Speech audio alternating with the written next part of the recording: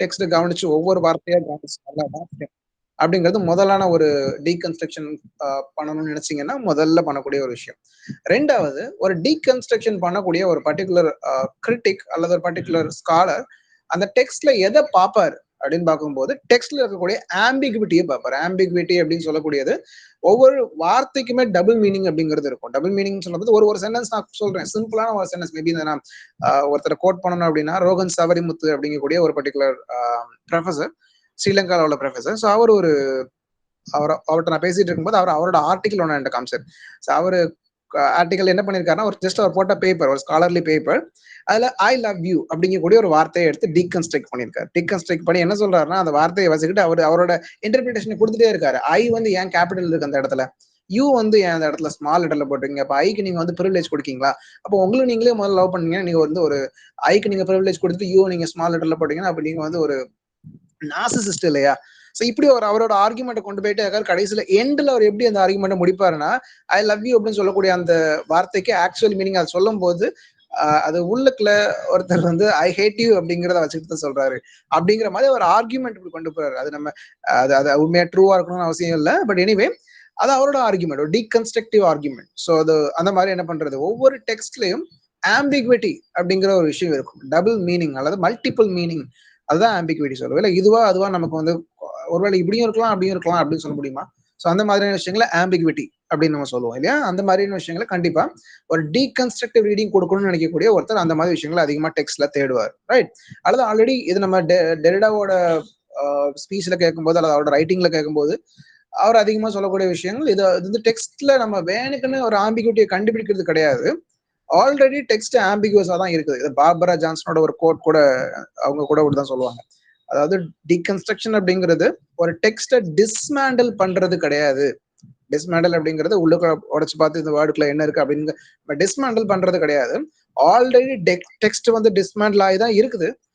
Dismantle ஆயிருக்கு அப்படின்னு காமிக்க வேண்டிய ஒரு பொறுப்பு தான் அந்த கிரிட்டிக்கு சார்ந்தது அப்படின்னு அவங்க சொல்லுவாங்க. ஸோ இதெல்லாம் பார்க்கும்போது நார்மலா என்ன பண்றாங்க அந்த டீகன்ஸ்ட்ரக்டிவ் கிரிட்டிக்ஸ், ரைட்? அது நமக்கு தெரியணும் முதல்ல. மூணாவது விஷயம் அவங்க பார்க்கக்கூடியது டெக்ஸ்ட் அப்படின்னு இருந்துச்சுன்னா டெக்ஸ்ட்ல இருக்கக்கூடிய மீனிங் அப்படிங்கிறது எப்பவுமே ஸ்டேபிளா இருக்காது, மாறிக்கிட்டே இருக்கும் அப்படிங்கிறது தான் அவங்களோட மூணாவது ஒரு ஐடியா, ரைட்? ஸோ மாறிக்கிட்டே இருக்கும், மீனிங் மாறும் அப்படின்னு சொல்லும் போது எனக்கு ஒரு விஷயம் ஞாபகம் வருது. ஒரு காலத்துல நம்ம இப்ப தமிழ்ல ஒரு வார்த்தை சொல்லுவோம், நாற்றம் அப்படிங்கிற ஒரு வார்த்தை, துர்நாற்றம் நாற்றம்னு சொல்லுவோம் இல்லையா? இப்ப நம்ம எல்லாருமே ஒரே மாதிரி தான் யூஸ் பண்ணிக்கணும். துர்நாற்றம் அப்படின்னு சொன்னாலும் நாற்றம்னு சொன்னாலும் ஒண்ணுதான். ஸோ இப்போ ரோட்ல ஒரு ஒரு ஒரு குப்பலாரி போகுது அப்படின்னா என்ன நாற்றம் அப்படின்னு சொல்லி நம்ம தமிழ்ல சொல்லும்போது என்ன நாற்றம் அப்படின்னு சொல்லுவோம் இல்லையா? ஸோ அந்த மாதிரி சொல்லும் போது நமக்கு அது வந்து ஒரு ஒரு நார்மலா எல்லாருக்கும் புழக்கப்பட்ட ஒரு மீனிங், ஒரு பழக்கப்பட்ட ஒரு மீனிங், எல்லாருக்கும் தெரிஞ்ச ஓகே இதுக்கு அர்த்தம் இதுதான், பேட் ஸ்மெல் இருக்கு அப்படின்னு சொல்றாங்க அப்படின்னு சொல்லிட்டு நம்ம நினைச்சிருவோம். பட் எனிவே ஒரிஜினலா அந்த எட்டிமாலஜிக்கல் மீனிங் ஆஃப் அந்த நாற்றம் அப்படிங்கிற வார்த்தைக்கு நம்ம அர்த்தம் எடுத்து பார்த்தோம் அப்படின்னா மனம், அல்லது வந்து நறுமணம்னு சொல்றது கிடையாது, மனம் அப்படிங்கக்கூடிய அல்லது வாசனை அப்படின்னு சொல்லக்கூடிய ஒரு ஒரு மீனிங்ல வருது. இப்போ நம்ம மனம் அப்படிங்கிறதுக்கும் நறுமணமுக்கே வித்தியாசம் இருக்கு. ஸோ அது நம்ம ரொம்பலாம் உன்னிப்பா கவனிக்க மாட்டோம். பட் எனிவே அந்த வார்த்தைக்கு நாற்றம் அப்படிங்கிற வார்த்தைக்கு அந்த காலத்து எட்டிமாலஜிக்கல் மீனிங், பழைய காலத்து மீனிங் என்ன அப்படின்னு சொல்லும்போது அது மனம் அப்படிங்கக்கூடிய ஒரு அர்த்தத்தை கொடுக்குது. துர்நாற்றம் அப்படின்னு சொன்னாதான் அது வந்து அந்த பேட் ஸ்மெல் அப்படிங்கக்கூடிய ஒரு ஃபவுல் ஸ்மெல் அப்படின்னு சொல்லக்கூடிய ஒரு மீனிங் கிடைக்குது. அப்போ ஒருவேளை யோசிச்சு பாத்தீங்கன்னா ஒரு குப்பலாரி போகும்போது ஒருத்தர் வந்து சொல்றாரு என்ன நாற்றம் அப்படின்னு சொன்னா அப்படின்னா என்ன மனமா இருக்கு அப்படின்னு சொல்றதா அர்த்தம் ஆக்சுவலா. ஸோ இது வந்து நான் ஜஸ்ட் ஒரு இதுக்காக எக்ஸாம்பிளுக்காக சொன்னேன். பட் எனிவே இதை மாதிரி என்ன பண்ணுவாங்க, எட்டிமாலஜிக்கல் மீனிங் முதல்ல அவங்க எடுக்கக்கூடியது ஒரு வேர்டை எடுத்துக்கிட்டு வேர்டோட ஆரிஜின் அது எங்க இருந்து ஆக்சுவலா நம்ம மார்பாலஜில படிச்சிருப்போம் எப்படி அந்த வேர்டு ஆரிஜின் ஆகுது, அல்லது ஒரு செமாண்டிக் சேஞ்ச் அப்படின்னு சொல்லி செமியாட்டிக்ஸ்ல படிக்கும்போது தனியா அதை படிச்சிருப்பாங்க. ஸோ அப்ப எப்படி ஒவ்வொரு காலத்துக்கும் வேர்டு சேஞ்ச் ஆகுது. கே அப்படிங்கிற வார்த்தை அந்த காலத்துல ஒரு மீனிங் இருந்திருக்கும், ஒருவேளை வேர்ட்ஸ் ஒர்த் யூஸ் பண்ணும்போது அது பியூட்டிஃபுல் அல்லது ஒருவேளை கலர்ஃபுல் அந்த மாதிரி ஒரு மீனிங்ல இருந்திருக்கலாம், அல்லது சியர்ஃபுல் ஹாப்பி அப்படிங்கிற ஒரு மீனிங்ல இருந்திருக்கலாம்.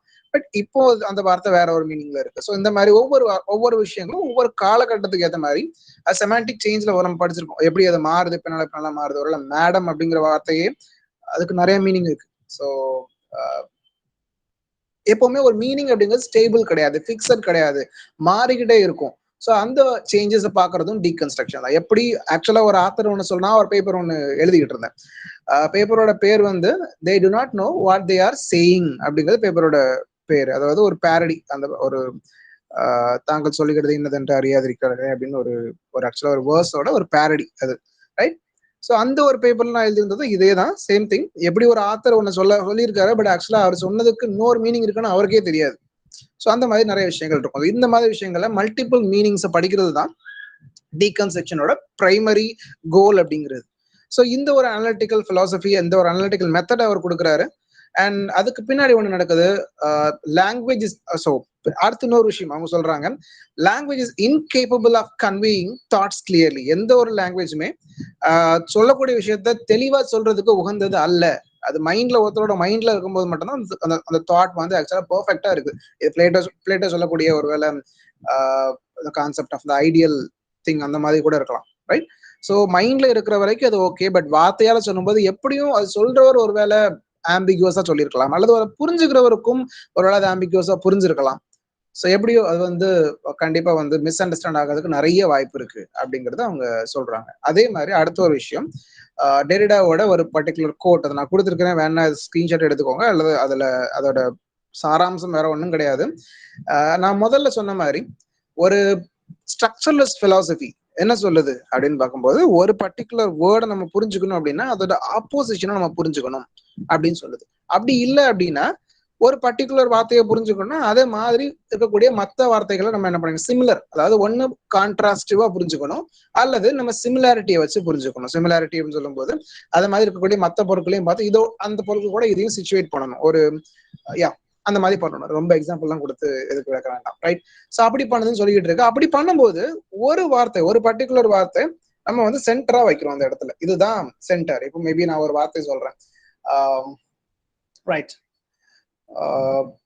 ஒரு பையன் வந்து அவர் அப்பாட்ட கேட்கறான். அப்பாட்ட போய் என்ன கேட்கறான் அப்படின்னா, அப்பா எனக்கு வந்து நீங்க ஹட்டுன்னா என்னன்னு சொல்லுங்க. நான் ஹட்டு இது வரைக்கும் பார்த்ததே கிடையாது. இன்னும் மேபி ஃபியூச்சர்ல பிள்ளைங்க அப்படிதான் கேட்பாங்க, ஹட்டு நான் பார்த்ததே கிடையாது, அப்படின்னா என்னன்னு சொல்லுங்க அப்படின்னு சொன்னாங்கன்னா அந்த அந்த அப்பா என்ன பண்றாரு, அவர் பெரிய பணக்கார அப்பா, ரைட்? அவர் சொல்றாரு, சும்மா ஒரு ஆனக்டோட், ஒரு சின்ன ஒரு சரி நீங்க ஒரு கேட்டுக்கோங்க, ரைட்? ஏன்னா அந்த அப்பா சொல்றாரு, ஓகே உனக்கு நான் புரியுற மாதிரி ஒன்னு சொல்றேன். இங்க இருந்து 10 கிலோமீட்டர் தள்ளி நமக்கு ஒரு கெஸ்ட் ஹவுஸ் இருக்கு, உனக்கு தெரியுமா அப்படின்னு கேட்கிறாரு. கெஸ்ட் ஹவுஸே பங்களா மாதிரி தான் இருக்கும், ரைட்? ஸோ அந்த பர்டிகுலர் கெஸ்ட் ஹவுஸை காமிச்சு, அந்த கெஸ்ட் ஹவுஸ் வந்து நம்ம வீட்டை விட சின்னதா இருக்கு இல்லையா, அதை விட சின்னதா இருக்கும், அதுதான் ஹட், கிட்டத்தட்ட அந்த மாதிரி இருக்கும், பட் அதை விட சின்னதா இருக்கும் அப்படின்னு அவர் சொல்லி அந்த பையனுக்கு புரிய வைக்கிறாரு. இப்ப இந்த இடத்துல அப்பா 2 விஷயத்த யூஸ் பண்ணிருக்கிறாரு. ஒன்னு, அந்த பையனுக்கு ஆல்ரெடி சிமிலரான விஷயங்களை காமிச்சு கொடுத்துருக்காரு. ஓகே, அப்ப என்ன, நம்ம வீடு இருக்கு, நம்ம வீடு மாதிரி அதுல சின்னதா என்ன இருக்கு, கெஸ்ட் ஹவுஸ் இருக்கு, அதோட சின்னதா ஹட் இருக்குன்னு சொல்லும் போது அவர் கான்ட்ராஸ்ட் பண்றாரு. ஓகே, வீடுங்கிறது பிகரா இருக்கு, அப்புறம் அதை விட ஸ்மாலா இருக்குது என்னதுன்னு கேட்கும்போது இந்த கெஸ்ட் ஹவுஸுக்கும் ஹட்டுக்கும் அவர் கான்ட்ராஸ்டிவா சொல்லி என்ன பண்றாரு, இதை விட சின்னதா இருக்கும் அப்படின்னு சொல்லி 2 விஷயங்களும் யூஸ் பண்றாரு. இப்போ அந்த குழந்தைக்கு புரிஞ்சிடும். அது பார்க்கவே இல்லைன்னா கூட, அந்த பர்டிகுலர் அட்டை அந்த குழந்தை பார்க்கலன்னா கூட, ஓகே இந்த அமைப்புல சின்னதா இருக்கும் அப்படிங்கிற ஒரு ஆல்ரெடி கொடுக்குற சிமிலாரிட்டி தென் கான்ட்ராஸ்டிவ் அப்படி 2 மெத்தடை யூஸ் பண்ணி சொல்லி கொடுத்துட்டாரு, ரைட்?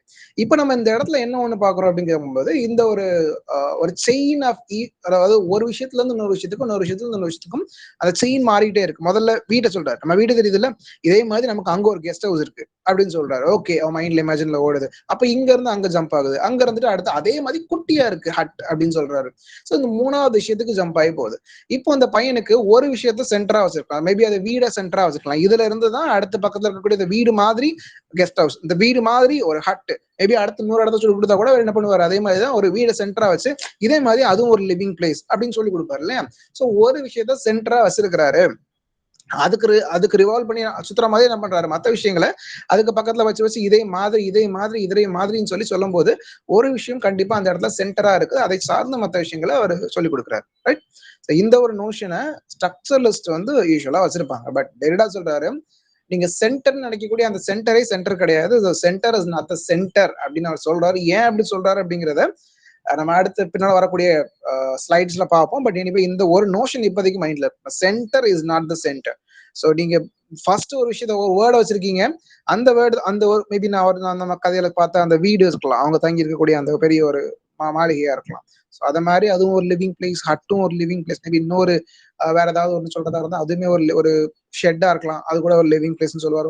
ஒரு ஒரு மேன்ஷனா இருக்கலாம், அல்லது வேற ஏதாவது ஒன்றா இருக்கலாம். ஸோ இந்த மாதிரி சொல்லும் போது ஒரு சென்டர் வச்சிருக்காரு, பட் சென்டர் அப்படிங்கிறது இல்லவே இல்லை அப்படின்னு டெரிடா ஏன் சொல்றாரு அப்படின்றத அடுத்தடுத்த ஸ்லைஸ்ல பார்ப்போம். ரைட். ஸோ அதுக்கு முன்னாடி நம்ம அடுத்தடுத்து வரக்கூடிய நம்ம இந்த டேர்ம்ஸ் எல்லாம் கொஞ்சம் பார்த்து முடிச்சிடும். கடைசியில் எண்ட்ல வரும்போது நான் அவர் ஏன் அப்படி சொன்னார் அப்படிங்கிறது நமக்கு புரிஞ்சிடும். ரைட். ஸோ செகண்ட் திங், அப்போரியா அப்படிங்கிற ஒரு கான்செப்ட் இருக்கு. இது நான் மோஸ்ட்லி ஆல்பபெட்டிக்கல் ஆர்டர்ல வச்சிருக்கேன். நான் வந்து அந்த தியரட்டிக்கல் ஆர்டர்ல வைக்கல. அது அப்படி இருந்துச்சுன்னா இன்னும் கொஞ்சம் தெளிவாக உங்களுக்கு நல்லா புரிஞ்சிருக்கும். பட் எனிவே நான் ஆல்பபெட்டிக்கல் ஆர்டர்ல வச்சிருக்கேன். But anyway end of the கிளாஸ்ல நமக்கு எல்லாமே தெளிவா ஓரளவுக்கு புரிய ஆரம்பிச்சிடும். ரைட். ஸோ அப்போரியா அப்படிங்கிற ஒரு கான்செப்டை டெரிடா பேசுறாரு. டெரிடா சொன்ன மாதிரி அவர் அந்த பர்டிகுலர் ஃபர்ஸ்ட் ஒர்க் 1966 எழுதின அந்த work structure, sign and play in the discourses of human science அப்படிங்கக்கூடிய அந்த ஒர்க்ல டெரிடா ஆல்ரெடி பேசியிருக்கக்கூடிய சில விஷயங்களை பேஸ் பண்ணி தான் அந்த டேர்ம்ஸ் எல்லாம் இருக்கு. அது மட்டும் இல்ல, அதுல பேசினதோட எக்ஸ்டென்ஷன் தான் அவர் 1967 நிறைய 3 புக் போடுறாரு. ஆக்சுவலா அவரோட அந்த இயர் ஒரு சூப்பரான இயர் அவருக்கு. ஒரே வருஷத்துல 3 புக், அதுவும் 3ம் பெரிய ஹிட். அந்த மாதிரி 3 புக், ரைட்டிங் அண்ட் டிஃபரன்ஸ் ஒரு புக் போடுறாரு. அப்புறம் பினமினாலஜி, வாய்ஸ் ஆஃப் பினமினாலஜி, அப்படி ஒரு பினமினா அப்படின்னு ஒரு ஒர்க் போடுறாரு. அண்ட் அகெயின் தேர்ட்லி அவர் எழுதினது ஆஃப் கிராமட்டாலஜி அப்படிங்கிற ஒரு ஒர்க் 1967 அந்த 3 ஒர்க்குமே வருது. ஸோ 3மே நல்ல பெரிய அளவு ஹிட்டான ஒன்று. பட் ஆஃப் கிராமட்டாலஜி ரொம்ப ரொம்ப முக்கியம். ஸோ டெரிடாவோட ஆஃப் கிராமட்டாலஜி ஏன் முக்கியம்னா, ஒருவேளை அது 10 வருஷம் பின்னாடி, ரொம்ப ரொம்ப பின்னாடி யார் பண்ணியிருக்காங்க, டிரான்ஸ்லேட் பண்ணது காயத்ரி ஸ்பேவாக் அப்படிங்கக்கூடிய ஒரு பெரிய கிரிட்டிக். ஸோ இவங்க புக் எழுதுனது நீங்க எப்படி ஞாபகம் வைக்கலாம் அப்படின்னா, புக் எழுதுனது 1967 அது பப்ளிஷ் ஆச்சு அப்படின்னா அதோட டிரான்ஸ்லேஷன் அப்படியே அந்த 67 மாத்தி போட்டோம் 76. ஸோ அதில் டிரான்ஸ்லேஷன் வெளியே வருது. ரைட். ஸோ இதை ஞாபகம் வச்சுக்கோங்க. அந்த புக்ல இந்த மாதிரியான நிறைய டெர்மினாலஜிஸ் அவர் கொடுக்குறாரு. அதை தவிர அவர் நிறைய எஸ்ஸையும் எழுதியிருக்காரு தனியா. ஒவ்வொரு புக்கா போறது என்னோட கோல். பட் அப்படி போகிறது இன்னும் அதிகமான டைம் எடுக்கும். கண்டிப்பா அது இன்னும் ஒரு நாள் முடிஞ்சுன்னா நம்ம ஒவ்வொரு புக் வைஸா போகலாம். இனிமே இதெல்லாம் வாசிச்சுட்டு இந்த டேர்முக்கு அர்த்தம் எல்லாம் தெரிஞ்சுட்டு பின்னால புக் நம்ம வாசிக்கும் போது இன்னும் நல்லா ஈஸியா இருக்கும். ஒரிஜினல் டெக்ஸ்ட் கூட நம்ம சுலபமா ஈஸியா வாசிச்சு புரிஞ்சுக்கலாம். அவ்வளவு கஷ்டமா இருக்காது இதெல்லாம் தெரிஞ்சுட்டு பண்ணும்போது. ரைட். ஸோ அப்போரியா அப்படிங்கிறது என்ன? Second terminology. அப்போரியா அப்படிங்கிறது டெரிடாவோட ஒரு ஐடியா. அவர் என்ன கூட சொல்றாருன்னு சொல்லும்போது, ஒரு டெக்ஸ்ட்டை வாசிக்கும் போது அல்லது ஒரு பர்டிகுலர் வார்த்தையை எடுத்துட்டு நம்ம இந்த டீகன்ஸ்ட்ரக்ஷன் அப்படின்னு ஒன்று பண்ணும்போது எல்லாருக்குமே ஒரு பர்டிகுலர் மொமெண்ட், ஒரு பர்டிகுலர் டைம்ல அந்த அப்போரியா அப்படிங்கக்கூடிய ஒரு ஃபீல் வரும். அது என்னன்னு சொல்லும்போது அதுக்கு அது நிறைய கொடுத்துருக்கக்கூடிய வெவ்வேறு பேர் இருக்கு. அது என்ன அப்படிங்கிற ஒன்னு அவரோட இடத்துல சொல்லும் போது சொல்லியிருக்காரு, இது டெட் நாட் அப்படின்னு சொல்லியிருக்காரு. டெட் நாட் அப்படிங்கிறது ஒரு முடிச்சு, அது அவுக்க முடியாத முடிச்சு. அதுக்கு மேல அதை நம்ம அதுக்கு மேல போக முடியாது. மேபி ஒரு கேம்ல ஒரு எண்டு, அது ஒரு நல்ல மேரியோ கேமா கூட இருக்கலாம். சில கேம்ல வச்சிருப்பாங்க, நல்லா விளாண்டுட்டு இருப்பாங்க, கிட்டத்தட்ட ஒரு 2 மணி நேரம் கஷ்டப்பட்டு விளாண்டு நம்ம எண்ட் ஆக போறோம், நம்ம வந்து அந்த எண்ட் பாயிண்ட்டுக்கு போக போறோம்னு நினைச்சிட்டு இருப்பாங்க. கடைசியில பார்த்தா அங்க எண்டே இருக்காது, அதுக்கு மேல போவதுக்கு வழியே இருக்காது, செவுத்துல தான் முட்டிட்டு இருக்கணும். அப்படிப்பட்ட ஒரு டெட் நாட். இப்ப அங்க போவா இல்ல திருப்பி வரவா, அல்லது ஒரு வேளை திருப்பி வந்தா அவருடைய கேம் முடிஞ்சிருமோ என்னன்னு தெரியல. இப்படி ஒரு குழப்பம். மேபி இதை நம்ம எக்ஸாம்பிள் வச்சு பார்க்கலாம், கூட ஜஸ்ட் என்ன பண்ணலாம் தெரிஞ்சு வச்சுக்கலாம். அப்போரியா அப்படிங்கிறது ஒரு சென்டென்ஸை ரீட் பண்ணும்போது அல்லது ஒரு வார்த்தையை ரீட் பண்ணும்போது கண்டிப்பா டீகன்ஸ்ட்ரக்ஷன் பண்றவங்களுக்கு மல்டிபிள் மீனிங் கிடைக்கும் ஒரு சென்டென்ஸ்க்கு. அப்போ இது சரியான மீனிங்கா அல்லது நான் முதல்ல பார்த்த அந்த மீனிங் சரியான மீனிங்? இது நம்ம டெரிடாவோட ஒரு பர்டிகுலர் வேர்டு நான் இதுல கொடுக்கல. பட் இனிமே எனக்கு ஞாபகம் வருது, அதனால சொல்றேன்.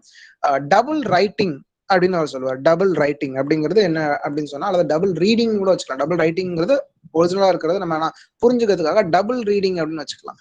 அப்படின்னா என்ன அப்படின்னா, டீகன்ஸ்ட்ரக்டிவ் ரீடிங். நார்மலா ஒரு ஆத்தர் என்ன மீன் பண்றாரோ அது வந்து சிங்கிள் ரீடிங், ஒரு நார்மல் ரீடிங். அதை நம்ம பாஸ்டா நமக்கு புரிஞ்சிடும். ரெண்டாவது, அந்த ரீடிங்ல இருந்து இன்னொரு மீனிங் நம்ம எடுத்துப்போம்.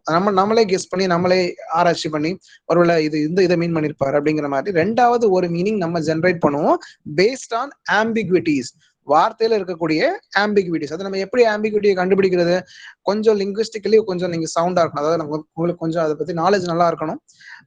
இந்த மாதிரி குட்டி குட்டி செமாண்டிக் சேஞ்சஸ் அல்லது இந்த மார்பாலஜிக்கல் சேஞ்சஸ் எல்லாம் தெரிஞ்சிருந்துச்சுன்னா, வார்த்தை நீங்க அனாலிசிஸ் எல்லாம் பண்ணுவாங்க இல்லையா, அந்த மாதிரி குட்டி குட்டியா பிரிச்சு உங்களுக்கு ஐசி அனாலிசிஸ் பண்ண முடிஞ்சு அப்படின்னா நம்ம அதோட ஆரிஜினை ஈஸியா கண்டுபிடிச்சிடலாம். ஆரிஜினை கண்டுபிடிச்சிட்டோம்னா அதுல இருந்து நம்ம அதோட ஒரிஜினல் மீனிங்கோட மாறுபடுதா அப்படிங்கிறத புரிஞ்சுக்கலாம். இதை நம்ம ஒருவேளை இன்னும் தெளிவா புரிஞ்சுக்கணும் அப்படின்னா, டெரிடாவோட ஒர்க்ஸ்ல இருக்கக்கூடிய எக்ஸாம்பிள்ஸை விட என்னை பொறுத்த வரைக்கும் அது பின்னால நிறைய அவரோட ஃப்ரெண்ட்ஸ், அதை நம்ம ஏல் கிரிட்டிக்ஸ் அப்படின்னு சொல்லுவோம். ஏல் கிரிட்டிக்ஸ் அப்படின்னு சொல்லும்போது டெரிடா ஆரம்ப காலகட்டத்துல நிறைய யூனிவர்சிட்டியில வேலை பார்த்தாரு. ஸோ அப்படி ஏல் யூனிவர்சிட்டிக்கு வரும்போது, அமெரிக்கா வரும்போது அங்க சிலர் கூட அவர் அசோசியேட் ஆனாரு. அப்ப அவரு கூட அவரோட ஃபாலோவர்ஸ் கொஞ்சம் பேர் இருந்தாங்க, அவரை பின்பற்றக்கூடிய ஆட்கள்.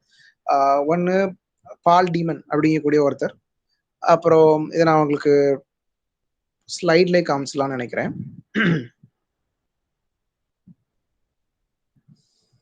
யா, ஸோ இவங்க தான். ஸோ பால் டீமன் அப்படிங்கக்கூடிய ஒரு ஆளு. ரெண்டாவது ஹில்லிஸ் மில்லர் அப்படிங்கக்கூடிய ஒரு ஆளு, ரெண்டாவது கிரிட்டிக். அண்ட் அதே மாதிரி ஹெரால்ட் ப்ளூம் அப்படிங்கக்கூடிய ஒரு கிரிட்டிக், அண்ட் ஜெஃப்ரி ஹார்ட்மேன் அப்படிங்கக்கூடிய ஒரு கிரிட்டிக். ஸோ இவங்க 4 பேர். அப்புறம் இன்னொன்று பார்பரா ஜான்சன். பார்பரா ஜான்சன் நம்ம அவரோட பெரிய ஃபாலோவர், பட் இனிமே நம்ம அவங்க தனியாக தான் வச்சிருப்போம் எப்பவுமே. ஸோ இவங்க எல்லாருமே டெரிடாவோட ஃபாலோவர்ஸ். பட் பின்னாடி ஹெரால்ட் ப்ளூம் வந்து டெரிடாவுக்கு அகெயின்ஸ்டாவே போயிட்டார். அவர் ஆக்சுவலாக இவங்க எல்லாருமே சேர்த்து ஸ்கூல் ஆஃப் ரெசன்ட்ஃபுல்னஸ் அப்படிங்கிற மாதிரி ஒரு வார்த்தையை கொடுத்து கேவலப்படுத்தியிருப்பாரு. எனிவே அது ஒரு தெரிஞ்சுக்க வேண்டிய ஒரு விஷயம். ஹெரால்ட் ப்ளூம் மட்டும் கொஞ்சம் டிவேட் ஆயிட்டார், மற்றபடி எல்லாருமே இருக்காங்க. அது ஆரம்பத்திலேயே அவங்க சொல்லும் போது ஜெஃப்ரி ஹார்ட்மன் சொல்லியிருப்பார், இதுல யாரெல்லாம் சீரியஸான டீகன்ஸ்ட்ரக்ஷனிஸ்ட், யாரெல்லாம் கொஞ்சம் மேலோட்டமா, அதாவது கொஞ்சம் நல்லா விலகி போற மாதிரி இருக்கா அப்படிங்கும்போது அவங்க பேர்லி டீகன்ஸ்ட்ரக்ஷனிஸ்ட் அப்படின்னு சொல்லிட்டு ஹெரால்ட் ப்ளூமையும் ஜெஃப்ரி ஹார்ட்மன் தன்னையுமே சொல்லிக்கிறார். ஆக்சுவலா அந்த ஒரு டிவிஷன் கொடுத்ததே அந்த புக் டீகன்ஸ்ட்ரக்ஷன் அண்ட் கிரிட்டிசிசம் அப்படிங்கிற ஒர்க் எழுதுனது எல்லாருமே சேர்ந்து தான் எழுதியிருப்பாங்க. டெரிடா இந்த 4 பேர் சேர்ந்து அது ஒரு கொலாபரேட்டிவ் ஒர்க். ஆக்சுவலா அங்க என்ன ஒரு விஷயம் அப்படின்னா, அங்க எல்லாருமே ஒவ்வொரு செமஸ்டருக்குமோ அல்லது ஒவ்வொரு 2 வருஷத்துக்கு ஒரு தடவையும் கண்டிப்பா புக் போடணும், அப்படின்னா அங்க சஸ்டைன் ஆக முடியும் அப்படிங்கிற ஒரு விஷயம் இருக்கு. பால் டீமனுக்கு புக் எழுத ஹெல்ப் பண்ணுவாங்க இவங்க எல்லாருமே. அந்த நேரத்துல நல்ல விஷயங்கள் தான் இதெல்லாம். அலிகரிஸ் ஆஃப் ரீடிங் இதெல்லாம் அந்த நேரத்துல எழுதின ஒர்க்ஸ் தான். அப்படி தெரிஞ்சுக்க வேண்டிய விஷயம், ஜெஃப்ரி ஹார்ட்மன் அதுல சொல்லிருக்கக்கூடிய ஒரு பிரிச்சிருக்கக்கூடிய ஒரு டிவிஷன் போ டீகன்ஸ்ட்ரக்ஷனிஸ்ட் அப்படின்னு சொல்லிட்டு அவர் சிலரை பிரிச்சிருக்காரு. 2 பேர், டீமனையும் ஹெல்லிஸ் மில்லரையும். அவங்க எல்லாம் சீரியஸான டீகன்ஸ்ட்ரக்ஷன் பண்ணக்கூடிய ஆட்கள். அண்ட் பின்னால் வரக்கூடிய ஹெரால்ட் ப்ளூம், ஜெஃப்ரி ஹார்ட்மன் 2 பேருமே கொஞ்சம் விலகி போற மாதிரி ஆட்கள். கூடிய சீக்கிரம் அவங்க ஆல்ரெடி ஆல்மோஸ்ட் போயிட்டாங்க. ஜெஃப்ரி ஹார்ட்மன் நம்ம பெரிய அளவுக்கு நம்ம டீகன்ஸ்ட்ரக்ஷனிசம்ல பேச மாட்டோம், பட் அவர் ஒரு கண்டிப்பா ஒரு ஏல் கிரிட்டிக் தான், அதுல மாற்றம் கிடையாது. ரைட். ஸோ மற்றபடி இந்த இதையும் நீங்க ஒரு ஸ்கிரீன்ஷாட் எடுத்து வச்சுக்கலாம். பால் டீமனோட resistance to theory and allegories of reading, அப்புறம் பிளைண்ட்னஸ் அண்ட் சைட்னு ஒரு ஒர்க் உண்டு. இதெல்லாம் அவருக்கு முக்கியமான ஒர்க்ஸ் பால் டீமனோட. அது மாதிரி ஹில்லிஸ் மில்லரோட முக்கியமான ஒர்க் கிரிட்டிக் ஆஸ் ஹோஸ்ட். இதுவும் யாரும் அவங்களுக்கு நடத்துவாங்க. கிரிட்டிக் ஆஸ் ஹோஸ்ட்னு சொல்லும் போது எம்ஹெச் ஆப்ரம்ஸ் அப்படின்னு சொல்லிட்டு ஒருத்தர் இருக்காரு.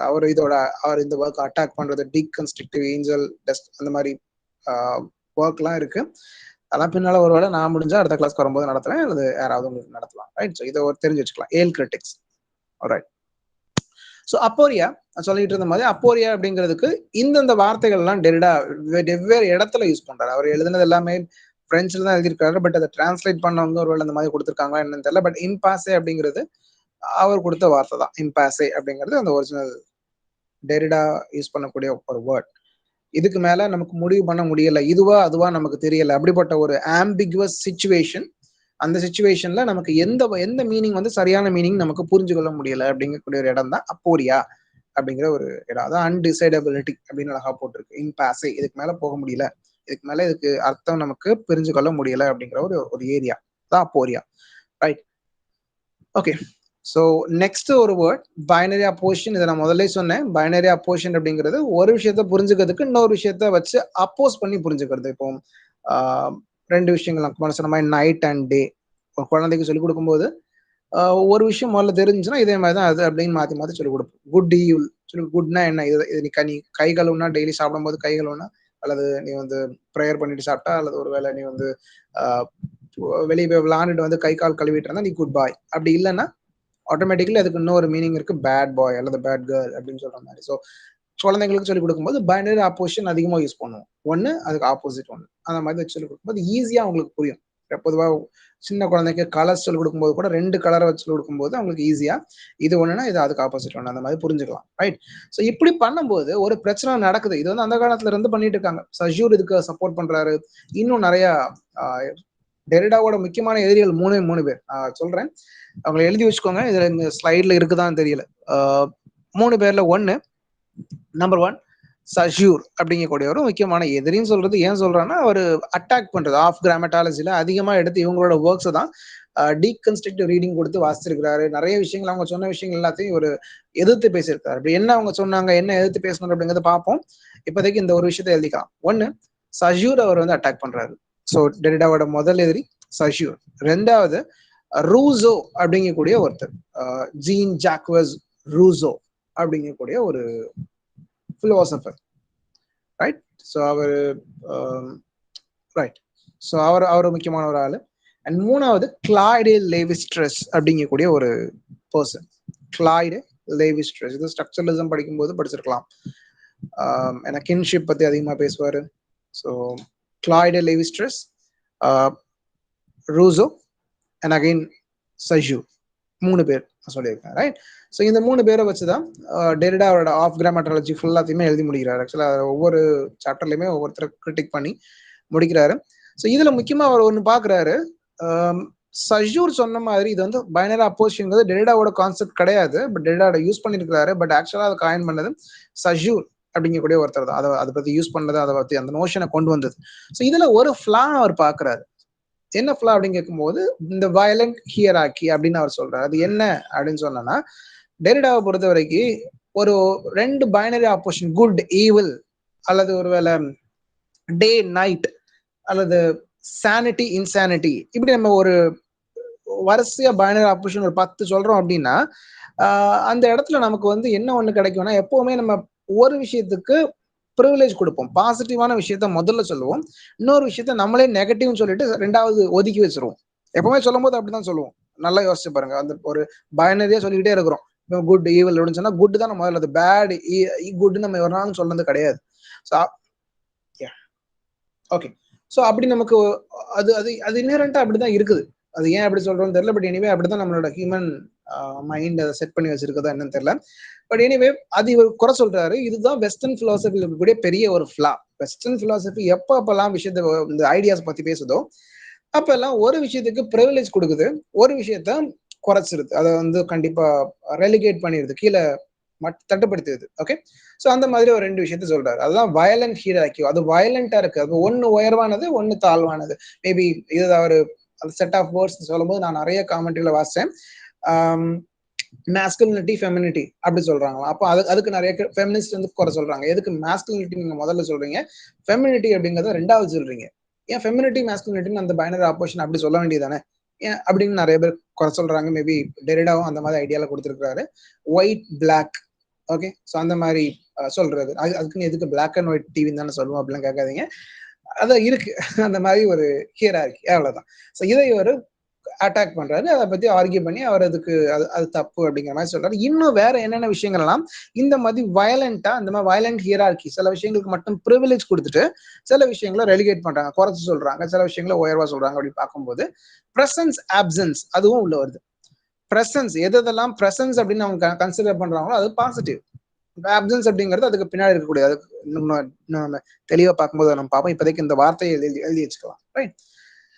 ஸோ அடுத்தது இன்னொரு விஷயம் அவர் சொல்லுவாரு, ரைட்டிங் அண்ட் ஸ்பீக்கிங், இந்த ரெண்டுல எது பெட்டர் அப்படின்னு இந்த வெஸ்டர்ன் பிலாசபி, அதாவது வெஸ்டர்ன் பிலாசபர்ஸ் வெஸ்டர்ன் கேனன் பாக்குது அப்படின்னு சொல்லும் போது இவரை பொறுத்த வரைக்கும் டெரிடா சொல்றாரு, எல்லாருமே அந்த காலத்துல பிளேட்டோல ஆரம்பிச்சு சஷ்யூர்ல இருந்து ரூசோல இருந்து ஈவன் கிளாய்டே லேவி-ஸ்ட்ராஸ் வரைக்கும் அத்தனை பேரும் ஸ்பீக்கிங்க்கு தான் இம்பார்ட்டன்ட் கொடுக்குறாங்க, ரைட்டிங்கை ரொம்ப மோசமா மட்டமா பாக்குறாங்க. அது அப்படிங்கிற ஒரு ஆர்கியூமெண்ட்டை முன்வைக்கிறார். அப்ப அதுக்கு அவர் கொடுக்கக்கூடிய ஒரு எக்ஸாம்பிள் தான் ஃபார்மகான் அப்படிங்கக்கூடிய இந்த ஒரு வார்த்தை, ரைட்? இது அவரோட ஒர்க் தனியா இருக்கு. ஃபார்மகான் அப்படின்னு அவர் ஒரு ஒர்க்கே தனியா எழுதியிருக்கிறாரு. அது என்ன அப்படின்னா, ஒரு ஒரு இமேஜினரி ஸ்டோரி. ஆக்சுவலா அந்த காலத்துல பிளேட்டோ அந்த ஒர்க்கோட பேர் வந்து பிளேட்டோஸ் ஃபார்மசி, டெரிடாவோட ஒர்க். ஓகே, அதுல அவர் சொல்றாரு ஒரு விஷயத்த பத்தி. அதுல அந்த கான்செப்ட் ஃபார்மகான் அப்படிங்கிறதெல்லாம் வருது, ஃபார்மகான். யா, ஸோ அப்போ அது சொல்லும் போது சொல்றாரு, அந்த காலத்துல ஒரு விஷயம் நடந்துச்சான்.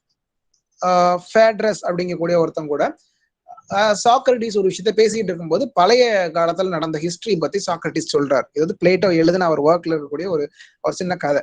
அப்ப அந்த காலத்துல என்ன நடந்துச்சு அப்படின்னு சொல்லும் போது அவர் சொல்றாரு, அந்த காலத்துல ஒரு ஒரு ஒரு மனுஷன் இருந்தானா, அவன் பேரு வந்து தியோட்டஸ், THEUTUS, தியோட்டஸ் அப்படிங்கிற ஒருத்தன் இருக்கிறான். ஸோ அவன் அந்த காலத்துல ஒரு பெரிய ஒரு அறிவாளி. ஓகே, ஒரு நாள் அந்த காலத்துல அந்த ஊர்ல இருந்து தோமஸ் அப்படிங்கக்கூடிய ஒரு கிங், அதை நம்ம எஜிப்தியன் மித்தாலஜில தாமஸ் அப்படின்னு சொல்றாங்க. பட் ஒருவேளை கிரீக் மெத்தாலஜில அம்மோன், AMMON, அம்மோன் அப்படின்னு நம்ம எடுத்துக்கலாம். அது ரெண்டுமே நமக்கு தெரியும் இல்லையா. ஒவ்வொரு சேம் மித்து வெவ்வேறு கல்ச்சர்ல வெவ்வேறு மாதிரி பேர் கொடுத்துருப்பாங்க. ஒருவேளை ரோமன் மித்துல வேற மாதிரி இருக்கும், கிரீக் மித்துல கொஞ்சம் வித்தியாசமா இருக்கும். அந்த மாதிரி ஒரு சின்ன ஒரு சேஞ்ச். ஓகே, தாமஸ் அப்படிங்கிறது அந்த இடத்துல எஜிப்தியன் மித்துல இருக்கக்கூடிய ஒரு கிங். ஓகே, அந்த கிங்கை பார்க்க அந்த தியோட்டஸ் அப்படிங்கிறவன் போறான். போகும்போது அவனுக்கு ஆல்ரெடி அவனை பத்தி ஒரு இன்ட்ரோ பிளேட்டை கொடுக்குறாரு. என்ன அப்படின்னா, இவர் ஒரு பெரிய அறிவாளி, இவர் என்ன பண்ணலாம் பண்ணியிருக்காரு, இதுக்கு முன்னாடி கால்குலேஷனை கண்டுபிடிச்சது அந்த ஆள் தான் அப்படிங்கிற ஒண்ணு சொல்றாங்க. மேபி இதுக்கு பின்னால சப்போர்ட் பண்ற மாதிரி அனுமாக்கி தியரி அப்படின்னு ஒண்ணு இருக்கு.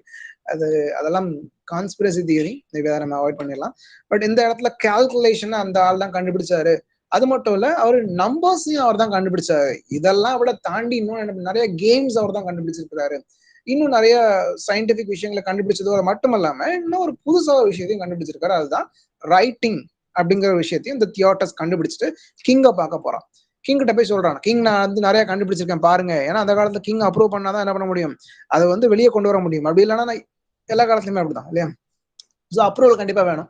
ஸோ கிங்கிட்ட போறேன். கிங் எல்லாத்தையும் பார்த்துட்டு ரொம்ப சூப்பர் ஃபேன்டாஸ்டிக் அப்படி இப்படின்னு சொல்லிட்டாரு. கடைசியில எண்ட்ல அவன் சொல்றான், நான் வந்து இன்னொரு புதுசா ஒரு விஷயத்த கண்டுபிடிச்சிருக்கேன். இது வந்து நான் இதுக்கு கொடுக்கக்கூடிய பேர் வந்து ஃபார்மகான் அப்படின்னு ஒரு பேர் கொடுக்குறேன் அப்படின்னு சொல்றான். ஃபார்மகான் அப்படின்னா என்ன அர்த்தம் அப்படின்னு பார்க்கும்போது, அவர் ஆக்சுவலா அவர் கண்டுபிடிச்சது ரைட்டிங்கே கண்டுபிடிச்சிருக்காரு.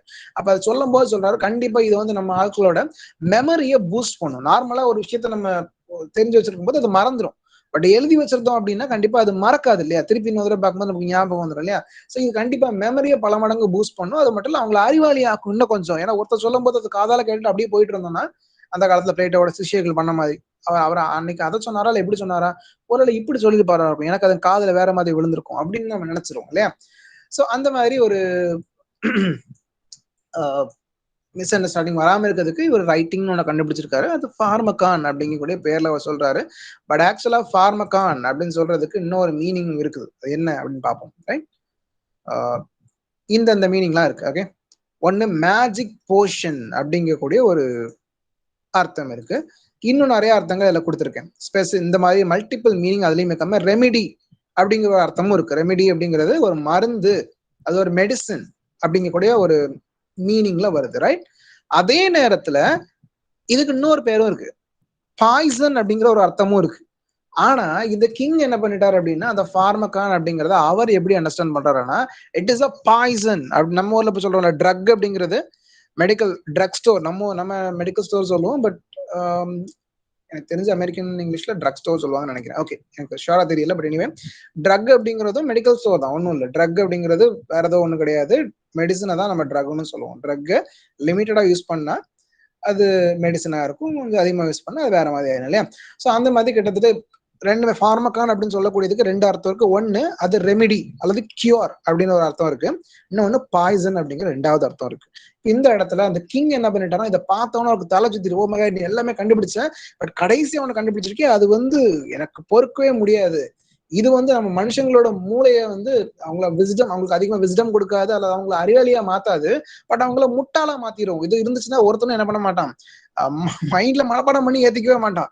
எல்லாமே என்ன பண்ணிடுவாங்க, ஜஸ்ட் அதை எழுதி வச்சுட்டு, அதான் டெக்ஸ்ட்ல இருக்கு. நிறைய பேர் என்ன முந்தி இப்பங்க கேட்கறது இல்ல, முந்தி கேட்பாங்க ஸ்லைடு அனுப்புங்க. பட் எனக்கு என்ன ஒரு ஒண்ணு தோணும் அப்படின்னா, லைவா கிளாஸ் அட்டன் பண்ணாம தூங்கினவங்களுக்கு தான் ஸ்லைடு தேவை. அப்படிதானா, ஸ்லைடு அனுப்புங்க அப்படின்னு சொல்லும்போது, பிபிடி அனுப்புங்க அப்படின்னு சொல்லும் போது, அந்த பிபிடி யாருக்கு ஆக்சுவலா தேவைப்படுதுன்னா, கிளாஸ்ல சரியா கவனிக்கல அல்லது எழுத முடியல அப்படிங்கக்கூடிய ஒரு, என்னோட கிளாஸ்ல நான் பொதுவாக என்னோட காலேஜ் ஸ்டூடெண்ட்ஸுக்கு சொல்றது என்ன சொல்லுவேன், எப்பவுமே நான் நடத்தும் போது ஸ்லைடு போட்டாலுமே ஸ்லைட்ல இருக்கிறது எல்லாம் திருப்பி நான் உதவியும் காமிக்க மாட்டேன். நான் சொல்லும் போது நோட்ல எழுதாம மைண்ட்ல என்ன ஏறுதோ அது end of the class question கேட்பேன். அதுல உங்களுக்கு என்ன புரிஞ்சிருக்குதோ அதுதான் கடைசி வரைக்கும் மைண்ட்ல இருக்கும் அப்படின்னு சொல்லுவேன். அந்த மாதிரி அவர் சொல்லிட்டாரு, இதுல நீ எழுதுற ரைட்டிங் வந்து ஒரு பெரிய ஒரு பிரச்சனை என்ன அப்படின்னா, இது இருந்துச்சுன்னா ஒருத்தனும் என்ன பண்ண மாட்டான், மைண்ட்ல பதிய வைக்கவே மாட்டான். இது மெமரிக்கு வந்து ஒரு பிளஸ் கிடையாது, இது வந்து ஒரு கியூர் கிடையாது, பட் இதுதான் வில்லனே, பாய்சனே இதுதான் அப்படிங்கிற மாதிரி சொல்லிட்டு கடைசியா எழுதுன அந்த ரைட்டிங்கை மட்டும் நான் வந்து அப்ரூவ் பண்ண மாட்டேன்னு சொல்லிட்டாரு. இது பிளேட்டோட ஸ்டோரி. பிளேட்டோ சொல்லி முடிச்சு, இதனாலதான் ரைட்டிங் வந்து பேடு, இதே மாதிரி ஸ்பீக்கிங் வந்து ஓகே, அது வந்து அக்செப்டபிள் ஒன் அப்படின்னு சொல்றாரு. பட் எனிவே அப்படி சொல்லிட்டு பிளேட்டோவே என்ன பண்ணிருக்காரு, சாக்ரட்டிஸ பேச விட்டுருக்காரு. ஐ மீன் அவர் இமேஜினரியா எழுதினாரா அல்லது உண்மையிலேயே சாக்ரட்டிஸ் சொல்லும் போது அவர் எழுதினாரான்னு தெரியல, எழுதிதான் வச்சிருக்காரு. அவரோட நமக்கு டெக்ஸ்டா தான் நமக்கு கிடைச்சிருக்கு இல்லையா, அது வாயால சொல்லி ஓரளவு நமக்கு கிடைக்கல, டெக்ஸ்டுவல் ஃபார்ம்ல தான் இருக்குது. பட் எனிவே ஏன் அப்படி தப்பு தப்பா பிளேட்டோ சொன்னாரு ரைட்டிங்கை பத்தி எனக்கு இன்னும் புரியல. பட் எனிவே அதையும் எடுத்து என்ன பண்றாரு, இந்த பர்டிகுலர் டெரிடா அதை இன்னும் கொஞ்சம் டிக் பண்ணி இன்னும் கொஞ்சம் அதிகமா டீகன்ஸ்ட்ரக்ஷன் பண்றாரு. அப்ப அவர் யூஸ் பண்ணக்கூடிய இன்னொரு கான்செப்ட் என்ன அப்படின்னா சப்ளிமெண்ட் அப்படிங்கக்கூடிய ஒரு கான்செப்ட். சப்ளிமெண்ட் எங்கேயா வச்சிருக்கேனா, ஓகே, சப்ளிமெண்ட் அப்படிங்கக்கூடிய ஒரு கான்செப்டை எடுத்துக்கிட்டு அவர் இந்த ஸ்டோரியை, இந்த ஹோல் ஸ்டோரி ஆஃப் பிளேட்டோ இதை அவர் டீகன்ஸ்ட்ரக்ட் பண்றாரு. எப்படி பண்றாரு, ஆல்ரெடி நம்ம டீகன்ஸ்ட்ரக்ஷன் என்னன்னு பார்த்தோம் இல்லையா. சப்ளிமெண்ட் அப்படிங்கிற வார்த்தைக்கு ஆக்சுவலா மல்டிபிள் மீனிங் இருக்கு. சப்ளிமெண்ட் அப்படின்னு சொன்னா நமக்கு தெரியும், சப்ளிமெண்ட்னா ஒரு ஜிம்முக்கு போற ஒருத்தர் சொல்லுவார், நான் வந்து நேச்சுரலா என்னோட பாடியை பில்ட் பண்ணல, நான் சப்ளிமெண்ட் எடுத்திருக்கிறேன் அப்படி சொல்லும் போது அது அதுக்கு அர்த்தம் ரெண்டு அர்த்தம் இருக்கான். டெரிடாவை பொறுத்த வரைக்கும் பிரெஞ்சுல அந்த அவங்களோட லாங்குவேஜ்ல சப்ளிமெண்ட் அப்படின்னா ஒன்னு அடிஷன் அப்படிங்கிற ஒரு மீனிங் இருக்கு. அதாவது ஒருத்தர் நார்மலா நல்லா சாப்பிடுற ஒருத்தருக்கு அடிஷ்னலான ஒரு மீல் அப்படிங்கிற அர்த்தம் இருக்கு. இன்னொன்னு ரீப்ளேஸ்மெண்ட் அப்படிங்கிற ஒரு அர்த்தம், அதாவது நார்மல் மீலுக்கு ரீப்ளேஸ்மெண்டா நான் அதை சாப்பிட்றேன் அப்படிங்கக்கூடிய ஒண்ணு இருக்கு. இப்ப இந்த இடத்துல பிளேட்டோ வந்து அது ஒரு பெரிய கதை, மேபி அது ஒரு நிறைய ஒரிஜினல் மித் ஆஃப் அந்த ஃபேட்ரஸோட மித், ஒரிஜினல் கதை, அந்த தியோட்டஸ் யாரு, அம்மோன் யாரு, இதெல்லாம் கிரீக் மித்தாலஜி அனலைஸ் பண்ணி கடைசியில் அவர் என்ன சொல்லுவார் அப்படின்னா, இந்த ஒருத்தன் கொண்டு நான் ரைட்டிங்கை கண்டுபிடிச்சிட்டேன் அப்படின்னு போய் சேர்றான் இல்லையா, அவன் யாரும் கிடையாது, ஒரிஜினல் மித்தாலஜில அவன் வந்து ஆக்சுவலா அந்த கிங்கோட பையன். ஓகே, அந்த கிங்கோட சொந்த பையன், அவனோட ஒரு இன்வென்ஷனையே அவர் என்ன பண்ணிட்டாரு, ரிஜெக்ட் பண்ணி இதெல்லாம் ஏத்துக்கிற முடியாது, writing no no only speech அப்படின்னு சொல்லி முடிச்சு சொல்லும் போது அந்த ஆளு என்ன பண்றாருன்னா தன்னைத்தானே அவர் அப்போஸ் பண்றாரு. ஆக்சுவலா அந்த பையன் உடம்புல ஓடுறது இவர் ரத்தம் தானே, சோ அவரோட சொந்த பையன் தானே. அப்போ ஒரு காலத்துல இந்த ராஜா போனதுக்கு அப்புறம் பின்னால அந்த இடத்துல யார் வருவானா அந்த பையன் தான் வரப்போறான். சோ அவன் வந்து ஒரு ஃபியூச்சர் கிங். அவனை என்ன பண்றாருன்னா இவர் வந்து அவனோட இன்வென்ஷனை ரிஜெக்ட் பண்ணும்போது இவர் உடம்புல ஓடுற ரத்தம் தான் உடம்புலயும் ஓடுது. அப்படிங்கும்போது இந்த இடத்துல அவர் என்ன சொல்றாருன்னா இது ஒரு ஃபியூச்சர் ரீப்ளேஸ்மெண்ட். அதே நேரத்துல இது வந்து ஒரு ஆல்ரெடி கிங் உயிரோட இருக்காரு, அதே நேரத்துல அந்த பையனும் உயிரோட இருக்கான். கொஞ்சம் டீப்பா தான் போகும். பட் எனிவே ஜஸ்ட் தெரிஞ்சு மட்டும் வச்சுக்கணும், ரொம்ப ஆழமா போக வேணாம். எக்ஸாம்ல இவ்வளவு டீப்பா கேட்பாங்கன்னு தெரியாது. பட் இந்த வார்த்தைகள்லாம் முக்கியம். சப்ளிமெண்ட் அப்படின்னா என்ன அப்படிங்கிறதுக்கு ஒரு கேட்டாங்கன்னா அடிஷன், அது மட்டும் இல்ல ரீப்ளேஸ்மெண்ட், ரெண்டு அர்த்தமும் அதுக்கு இருக்கு. பொதுவா அடிஷன் அப்படிங்கிறது எப்போ நமக்கு தேவைப்படும் அப்படின்னா ஒரு இடத்துல நமக்கு ஆல்ரெடி இருக்கக்கூடிய ஒண்ணுக்கு எக்ஸ்ட்ராவா வைக்கிறது தான் அடிஷன், ரைட்? அப்படிதானா? அதே நேரத்துல நமக்கு சப்ளிமெண்ட் அப்படிங்கிறது நம்ம கண்டெம்பரரி யூசேஜ்ல எனக்கு உடம்புல தெம்பு இல்லை அப்படின்னா நம்ம வந்து சப்ளிமெண்ட் எடுத்துக்கலாம். அல்லது ஆல்ரெடி எனக்கு வந்து தேவைப்படக்கூடிய அந்த ஒரு பர்டிகுலர் எனர்ஜி இல்லைன்னு சொல்லும் போது நான் ஜிம்முக்கு போனா நான் சப்ளிமெண்ட் யூஸ் பண்ணிக்கலாம். அப்போ அந்த இடத்துல ஒரு லேக்கை ஃபில் பண்றதுக்கு யூஸ் பண்றது சப்ளிமெண்டா, அல்லது ஆல்ரெடி அது இருந்தா நார்மலா எல்லாமே இருக்கு, ஓகே, நார்மலா ஸ்ட்ரென்த் இருக்கு இருந்தாலும் எக்ஸ்ட்ராவா எடுத்துக்கிறது சப்ளிமெண்டா, இப்படி பல கொஸ்டினை கேட்டுட்டு அங்கேயுமே ஒரு அப்போரியாவை ஒரு ஒரு ஆம்பிகுவிட்டியை கொடுக்காரு டெரிடா, ரைட்? ரொம்ப அது குழப்ப வேண்டாம். பட் சப்ளிமெண்ட் அப்படிங்கிறது இந்த ரெண்டு மீனிங் இருக்குங்க மட்டும் தெரிஞ்சு வச்சுக்கோங்க. ஓகே, ஸோ ஃபார்மகான் அது முடிஞ்சது, ரைட்? ஸோ அடுத்தது இந்த ஒரு கான்செப்ட் டிஃபரன்ஸ் அப்படிங்கிற ஒரு கான்செப்ட் இருக்கு. அதுக்கு முன்னாடி இந்த ஒரு குட்டி கான்செப்டை முடிச்சுட்டு நான் போயிடுறேன். இவன் ஆல்ரெடி 7 மணி ஆயிட்டு, எவ்வளவு நேரம் எடுக்க முடியும் தெரியல, சீக்கிரம் முடிச்சிடும். ஓகே, ஸோ கிஃப்ட் அப்படிங்கக்கூடிய ஒரு ஐடியா, இதெல்லாம் டெரிடாவோட பின்னால எழுதக்கூடிய ஐடியாஸ். அதாவது ஆக்சுவலா டீகன்ஸ்ட்ரக்ஷன்லாம் ஓஞ்சு போய் அவர் எத்திக்ஸ்குள்ள போனதுக்கு அப்புறம் வந்து நிறைய விஷயங்கள் தான் கிஃப்ட் இதெல்லாம். பட் இதுவுமே பின்னால நிறைய பேர் யூஸ் பண்ணிருக்காங்க. கிஃப்ட் அப்படின்னு சொன்னாலே நமக்கு வந்து ஒருத்தர் மார்ஷல் மவுஸ் அப்படிங்கிற ஒருத்தர் நமக்கு ஞாபகம் வரணும். ஏன்னா இதெல்லாம் நான் 2018லயே 19லயே நான் எக்ஸாம் எழுதும்போது, நெட் எக்ஸாம் எழுதும்போது என்னோட ஸ்டூடெண்ட்ஸுக்கு நான் ஆக்சுவலா அன்னைக்கு நடத்திட்டு வந்திருந்தேன். ஆக்சுவலா ஹில்லிஸ் மில்லரோட அந்த ஒரு கிரிட்டிக் ஆஸ் அ ஹோஸ்ட் அப்படிங்கக்கூடிய எஸ்ஸே அதுக்கு முந்தின நாள் நடத்தும் போது அவங்களுக்கு நான் சொல்லி கொடுத்துட்டு இருக்கேன். இந்த மாதிரி கிஃப்ட் அப்படிங்கக்கூடிய ஒரு ஒரு எஸ்ஸே, ஒரு ஆக்சுவலா அது ஒரு ப்ரோஸ் எஸ்ஸே. அது யார் எழுதுறா அப்படின்னா மவுஸ் அப்படிங்கக்கூடிய ஒருத்தர், MAUSS மவுஸ் ஹவுஸ் அப்படிங்கிற ஒரு பிலாசபர் எழுதுறாரு. அப்படிங்கிறத நான் சொல்லி கொடுத்துட்டு இருக்கேன் அவங்களுக்கு. அதுக்கு அடுத்தது அவங்ககிட்ட சொன்னேன், இந்த கிஃப்ட் அப்படிங்கிறது நீங்க எப்படி பார்க்கணும் அப்படின்னு சொன்னா அது வந்து ரெசிப்ரோசிட்டியோட தான் பார்க்கணும். கிஃப்ட் அப்படிங்கிறது நார்மலா என்ன மீனிங் நமக்கு, நான் உனக்கு என் ஃப்ரெண்டுக்கு ஒரு கிஃப்ட் கொடுக்க போறேன் அல்லது நான் உனக்கு ஒரு கிஃப்டா கொடுக்குறேன், இதை வச்சுக்கோ அப்படின்னு சொன்னாங்கன்னா என்ன அர்த்தம்னா கிஃப்ட்னாலே ஃப்ரீயா கொடுக்கறது எந்த ஒரு எதிர்பார்ப்பும் இல்லாம உனக்கு நான் பரிசு கொடுக்குறேன் அப்படின்னு சொல்லதான் அர்த்தம் இல்லையா? பட் ஆக்சுவலா கிஃப்ட் அப்படிங்கிறது எப்படி சொசைட்டில அது பார்க்கப்படுது அப்படின்னா, பார்க்கப்படுதுன்னு சொல்றத பாக்குறது ஃப்ரீயா தான் பாக்குறாங்க. பட் அதுக்குள்ள இருக்கக்கூடிய ஒரு ஆப்சன்ஸ், ஒரு சொல்லப்படாத ஒரு மீனிங் என்ன அப்படின்னா, திருப்பி நீ அதை இன்னொருத்தனுக்கு கொடுக்கணும் அப்படிங்கிறது தான் மீனிங். அவனுக்கு ஃப்ரீயா கொடுக்குறேன், பட் அது ஃப்ரீ கிடையாது. பதிலுக்கு அது நீ ரிப்பீட்டா எனக்கு கொடுக்கணும். ஆக்சுவலா ஒரு மொய் கொடுக்கறதும் அப்படிதான் இல்லையா? ஒருத்தர் கல்யாணத்துக்கு போயிட்டு ஒருத்தர் மொய் கொடுக்குறாங்க. மேபி நான் ஒருத்தர் கல்யாணத்துக்கு போயிட்டு 500 ரூபாய் மொய் வைக்கிறேன் அப்படின்னா, திருப்பி அவரு மேபி என் குடும்பத்துல ஒரு கல்யாணம் வரும்போது அவங்க என்ன பண்ணணும், பதிலுக்கு எனக்கு அதே மாதிரி பண்ணணும் அப்படிங்கிறது, இது வந்து சொல்லப்படாத ஒரு கொடுக்கல் வாங்கல் உலகத்துல இருந்துட்டு தான் இருக்குது. இந்த சொசைட்டி மட்டும் இல்ல, எல்லா சொசைட்டிலும் அப்படிதான். ஒரு பர்த்டேக்கு ஒருத்தர் ஒரு கிஃப்ட் கொடுத்தாருன்னா அடுத்த பர்த்டேக்கு அவரு கொடுக்கணும் அப்படிங்கிறது வெளியே சொல்ல மாட்டாங்க. மேபி ஒருத்தர் பஸ்ல 2 ஃப்ரெண்ட்ஸ் போறாங்க, மாப்பிள்ள நான் இன்னைக்கு டிக்கெட் எடுக்கிறேன் உனக்கு அப்படின்னு, நாளைக்கு நீ எடு அப்படின்னா, ஆக்சுவலா வந்து இதுல யாருக்குமே நட்டமும் கிடையாது, லாபமும் கிடையாது. கிஃப்ட் அப்படிங்கிறது ஒண்ணு லாபமா இருக்கணும், அப்படிதானே? அப்படி இல்லைன்னா அது வந்து வேஸ்ட். அப்போ இது ரெசிப்ராசிட்டி. ஆக்சுவலா கிஃப்ட்ங்கிறது கிஃப்டே கிடையாது. அது வந்து ஒரு ரெசிப்ராசிட்டியை தான் உண்டு பண்ணுது அப்படிங்கிறது டேடாவோட ஒரு, அதையும் டீகன்ஸ்ட்ரக்ஷன் தான் பண்றாரு. கிஃப்ட்ங்கிறது ஆக்சுவலா சும்மா தான், அதுக்கு வந்து ஆக்சுவலா ஃப்ரீயா கொடுக்கக்கூடிய ஒரு விஷயம், அல்லது வந்து அது வந்து எந்த எதிர்பார்ப்பும் இல்லாம கொடுக்கறது, ஒரு ஒரு அன்பளிப்பா கொடுக்கறது. அது அன்பு அளிப்பே கிடையாது, திருப்பி அது வரும், அது எப்படியும் வரணும்னு எதிர்பார்ப்பு உள்ள இருந்துட்டு அது இல்லைனா கூட அது ஆக்சுவலா திருப்பி கொடுக்கலன்னா அந்த வாங்கினவங்களுக்கே ரொம்ப இதா இருக்கும் இல்லையா? ஸோ அந்த மாதிரி விஷயங்கள் தான் மவுஸ் சொல்லக்கூடியது. இதுவும் ஒரு தடவை எக்ஸாம்ல கேட்ட ஒரு விஷயம், அதனால நான் அதை எழுதி வச்சிருக்கிறேன். இது ஆக்சுவலா டெரிடா சொல்லல, டெரிடா சொல்லியிருக்காரு, டெரிடா கடைசியில சொல்லியிருக்காரு, அவரோட ஃபைனல் பீரியட்ஸ்ல அவர் இறக்கிறதுக்கு முன்னாடி சொல்லியிருக்காரு. பட் இனிவே முக்கியமா பேசுனது நான் பார்த்த அளவுல ஹில்லிஸ் மில்லர் தான் பேசியிருக்காரு. ஸோ அவரோட எக்ஸாம்பிள்ல இது ஹோஸ்ட் அப்படிங்கிற வார்த்தையை வச்சு அவர் எக்ஸாம்பிள் கொடுப்பாரு. ஹோஸ்ட் அப்படிங்கிறது, ஹோஸ்ட் அப்படிங்கிறது நம்ம யூஸ்வலா என்ன சொல்றோம், என்ன நினைப்போம், ஹோஸ்ட் அப்படின்னா யாரு? ஹோஸ்ட் அப்படின்னு சொல்லக்கூடிய ஒரு ஆளு ஒரு ஒரு பார்ட்டி வைக்கிறாருன்னா, பார்ட்டிக்கு யாரு ஹோஸ்ட் அப்படின்னு சொன்னா, யார் அந்த பார்ட்டிக்கு இன்வைட் பண்ணிருக்காங்களோ அந்த வீட்டுல உள்ளவங்க சாப்பாடு யார் கொடுக்குறாங்களோ அவங்க தான் ஹோஸ்ட் அப்படின்னு சொல்லுவாங்க. பட் ஆக்சுவலா அந்த ஹோஸ்ட்ங்கிறதுக்கு இன்னொரு etymological meaning cost.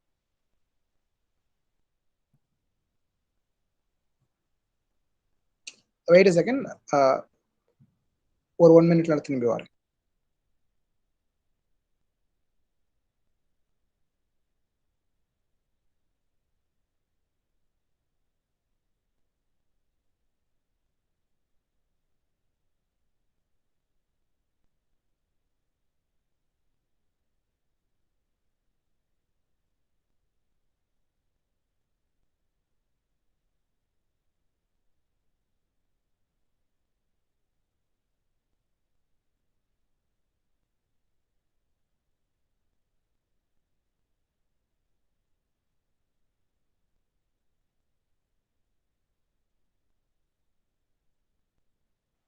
Okay, alright. So இதை நான் குயிக்கா முடிச்சுட்டு கிளாஸ் ஒரு 10 minutesல அல்லது ஒரு முடிஞ்ச அளவுக்கு வேகமா நான் முடிக்க பாக்குறேன். ரைட்?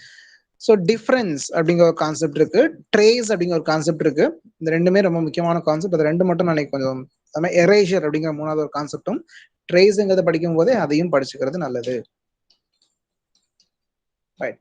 ஸோ இந்த மூணு கான்செப்ட் மட்டும் இன்னைக்கு பார்த்து முடிச்சிருவோம். ஸோ டிஃபரன்ஸ் அப்படின்னு சொல்லும் போது இது ஆல்ரெடி ஃபெமிலியரான ஒரு வார்த்தை, நிறைய பேருக்கு தெரிஞ்சிருக்கும். அந்த டிஃபரன்ஸுங்கிற வார்த்தையை, அது ஒரு போர்ட்மெண்டி வேர்ட். போர்ட்மெண்டிவ்னா ரெண்டு டிஃப்ரெண்டான வார்த்தையை அவங்க மர்ஜ் பண்ணி, டிஃபர், டிஐஎஃப்எஃப்இஆர், டிஃபர் அப்படிங்கிற வார்த்தை. அது மாதிரி அடுத்து டெஃபர், டிஇஎஃப்இஆர், டெஃபர் அப்படிங்கிற ரெண்டு வார்த்தையும் மர்ஜ் பண்ணி ஒரே வார்த்தையா அவரு டிஃபரான்ஸ் அப்படின்னு கொடுத்துருக்காரு. நம்ம நார்மலா எழுதும்போது டிஎஃப்ஆர்இஎன்சின்னு எழுதுவோம். பட் இது பிரெஞ்சுல டிஃபரான்ஸ் அப்படின்னு இருக்கு. ஸோ இந்த வார்த்தைக்கு அர்த்தம் என்ன அப்படிங்கும்போது டெரிடா சொல்றாரு, எல்லா வார்த்தைகளுமே எப்படி சிச்சுவேட் ஆகுது, அல்லது எப்படி வந்து அந்த வார்த்தைகள் எல்லாமே உருவாக்கப்படுது, அல்லது அர்த்தங்கள் புரிஞ்சு கொள்ளப்படுதுன்னா ரெண்டு நோஷன் அவர் சொல்றாரு. ஒண்ணு, ஒவ்வொரு வார்த்தையும் டிஃபர் ஆகும் ஃபர்ஸ்ட், அடுத்து டெஃபர் ஆகும் சொல்றாரு. டெஃபர் அப்படின்னு சொல்லும் போது அதுக்கு அர்த்தம் என்னன்னா டிலேயிங் அல்லது போஸ்ட்போனிங்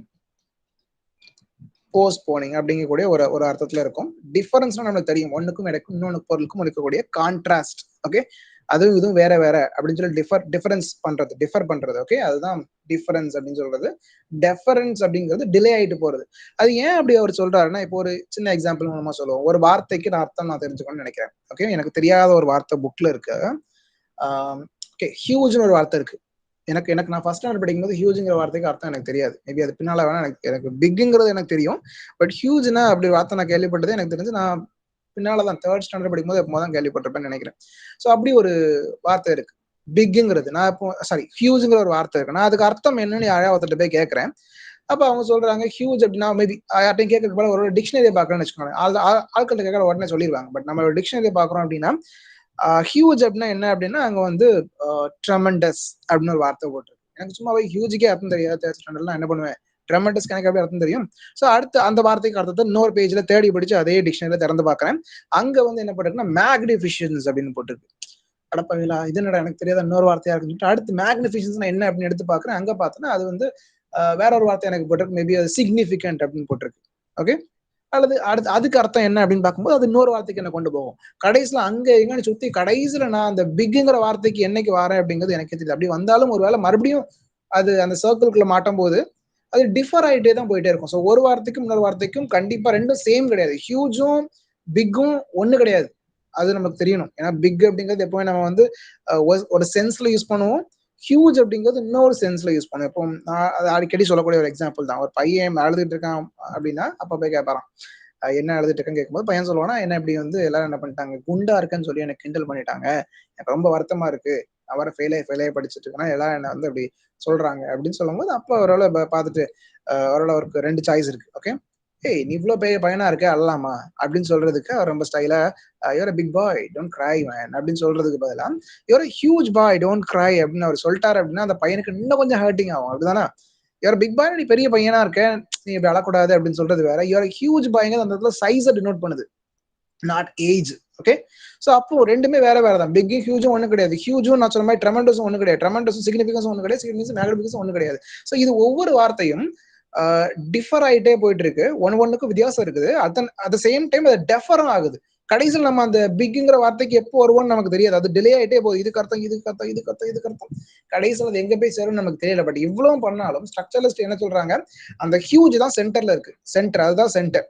இங்க இருந்து இது நம்ம ஹியூஜ் மாதிரி அதுக்கு இன்னொரு வார்த்தை என்னது ட்ரெமண்டஸ், அதுக்கு இன்னொரு வார்த்தை சிக்னிஃபிகன்ஸ், அதுக்கு இன்னொரு வார்த்தை நான் சொன்ன மேக்னிஃபிகன்ஸ், அது இன்னொரு வார்த்தை எனக்கு தெரியாத வார்த்தை ஏதாவது இருந்துச்சுன்னா அந்த வார்த்தையை போட்டுக்கணும் நம்ம பண்ணிக்கலாம் சொல்லிக்கலாம். பட் எனிவே இது எல்லாமே சினோனிமஸ் தானே தவிர சேம் கிடையாது.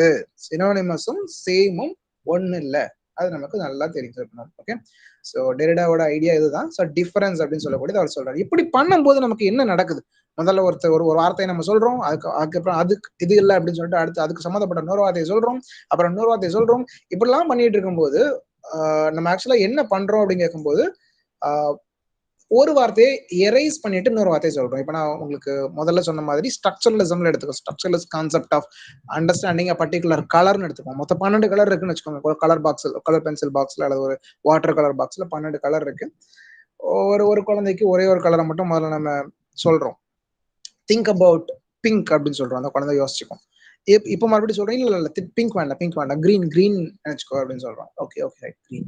நெக்ஸ்ட் இல்ல கிரீன் வேண்டாம், கிரீன் நல்ல கலர்ல ஆரஞ்சு நினைச்சுக்கோ அப்படின்னு சொல்றோம். இப்ப இந்த விஷயத்த சொல்லும் போதே நான் உங்களுக்கு சொல்லிட்டு இருக்கும் போதே உங்க மைண்ட்ல சில விஷயங்கள் ஓடி இருக்கும். பிங்க் சொல்லும்போது நீங்களும் பிங்க் நினைச்சிருப்பீங்க, கிரீன் சொல்லும்போது கிரீன் நினைச்சிருப்பீங்க, திருப்பி ஆரஞ்சு சொல்லும்போது ஆரஞ்சு நினைச்சிருப்பீங்க. ஆனா ஆரஞ்சு நீங்க உங்க மைண்ட்ல இமேஜின் பண்ணும்போது பின்னால அந்த ரெண்டு கலர் நமக்கு மைண்ட்ல இல்லாம இருக்கான்னு கேட்டானா இருக்கும். அது ட்ரேஸ் பின்னால, அது நம்ம யோசிச்சதுனால நமக்கு அந்த இமேஜ் மைண்ட்ல தான் இருக்கும், பட் பின்னால எங்கேயோ இருக்கு. ஓகே, ஸோ ஒருவேளை இந்த மாதிரி என்ன சொல்றாரு, நம்ம ஒரு வார்த்தையை புரிஞ்சுக்கும் போது, ஹியூஜ்ங்கிற வார்த்தையை புரிஞ்சுக்கும் போது அதுக்கு பின்னால ஹியூஜ் அப்படிங்கிறது is not tremendous, huge is not significance, huge is not magnification, இப்படிப்பட்ட ஒவ்வொரு மற்ற வார்த்தைகள் கூட நம்ம அதை கம்பேர் பண்ணி கான்ட்ராஸ்ட் பண்ணி தான் ஆக்சுவலா படிக்கிறோம். பட் நம்ம மைண்ட்ல பிரசன்ஸ்ல என்ன இருக்கு, பிரசன்ஸ்ங்கிறது நம்மளோட தெளிவான மைண்ட், அதுல என்ன இருக்குங்கும்போது ஓகே ஹியூஜ் அப்படின்னா பெருசு அப்படிங்கிறது நம்ம மைண்ட்ல இருக்குது.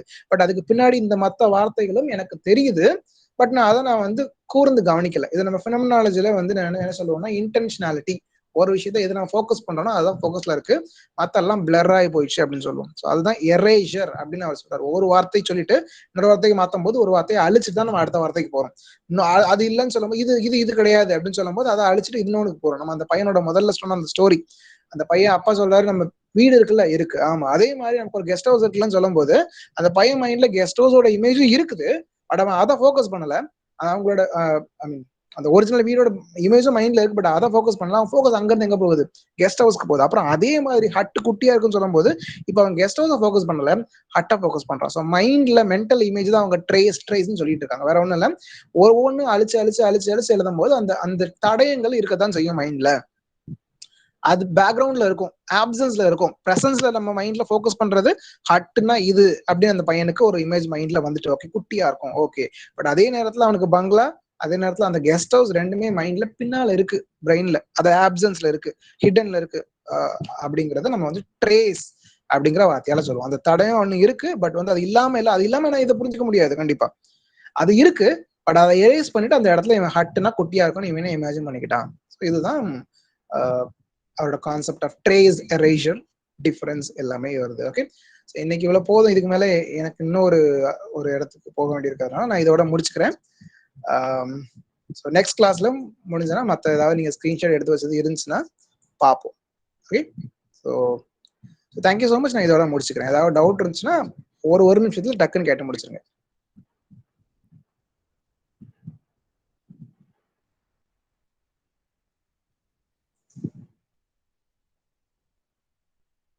ஓகே, ஒரு டவுட் இல்லைன்னு நினைக்கிறேன். Okay, thank you so much. Thank you. Next class பார்ப்போம். பாய்.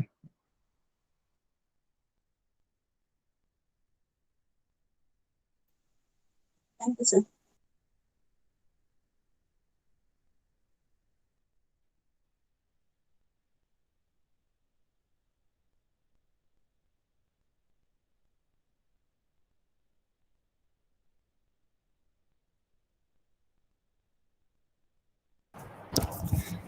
Good evening, friends.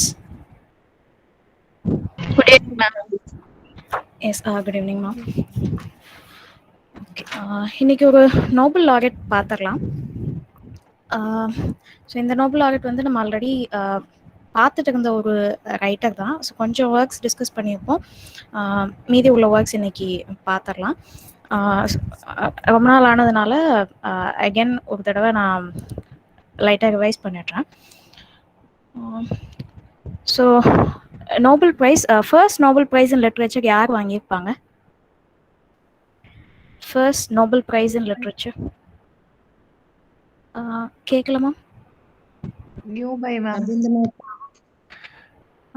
நியூபை வந்து I think it is Pulitzer ப்ரைஸ்ன்னு நினைக்கிறேன். Nobel prize in literature book. Okay, Nobel prize in literature, first Nobel prize. Yes, thank you, Karthika ma'am. Happy Teachers' Day too for you. Yes, it is Sully Pradon of France. First Nobel Prize in Literature win பண்ணது 1901ல Sully Pradon. PRUDHOMME. Sully Pradon.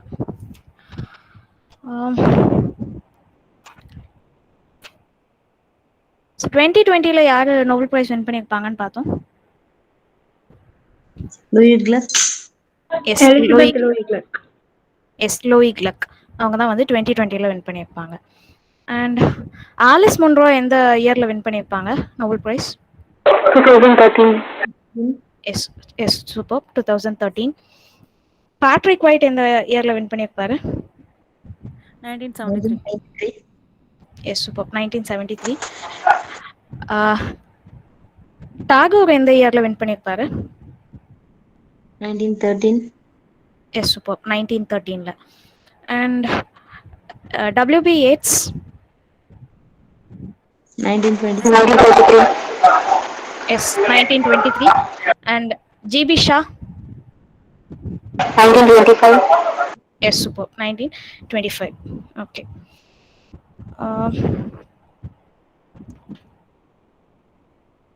So who is the first African American woman to win the Nobel Prize?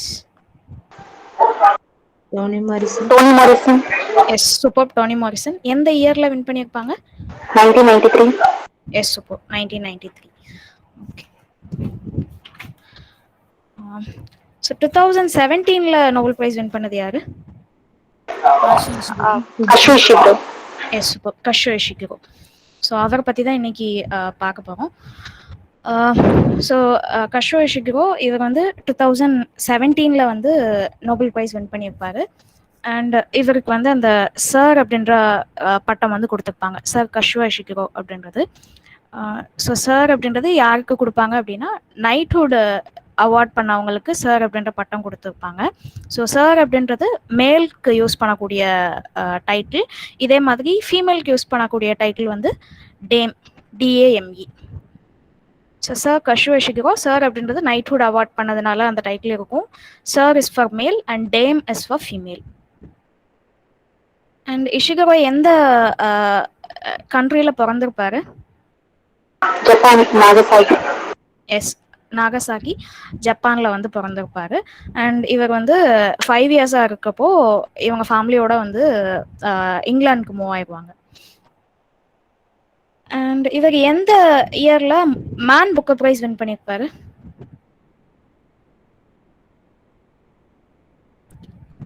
இஷிகிரோ எந்த இயர்ல Man Booker prize win பண்ணியிருப்பாரு? Remains of the டேக்காக வந்திருக்காரு. Yes ma'am, super.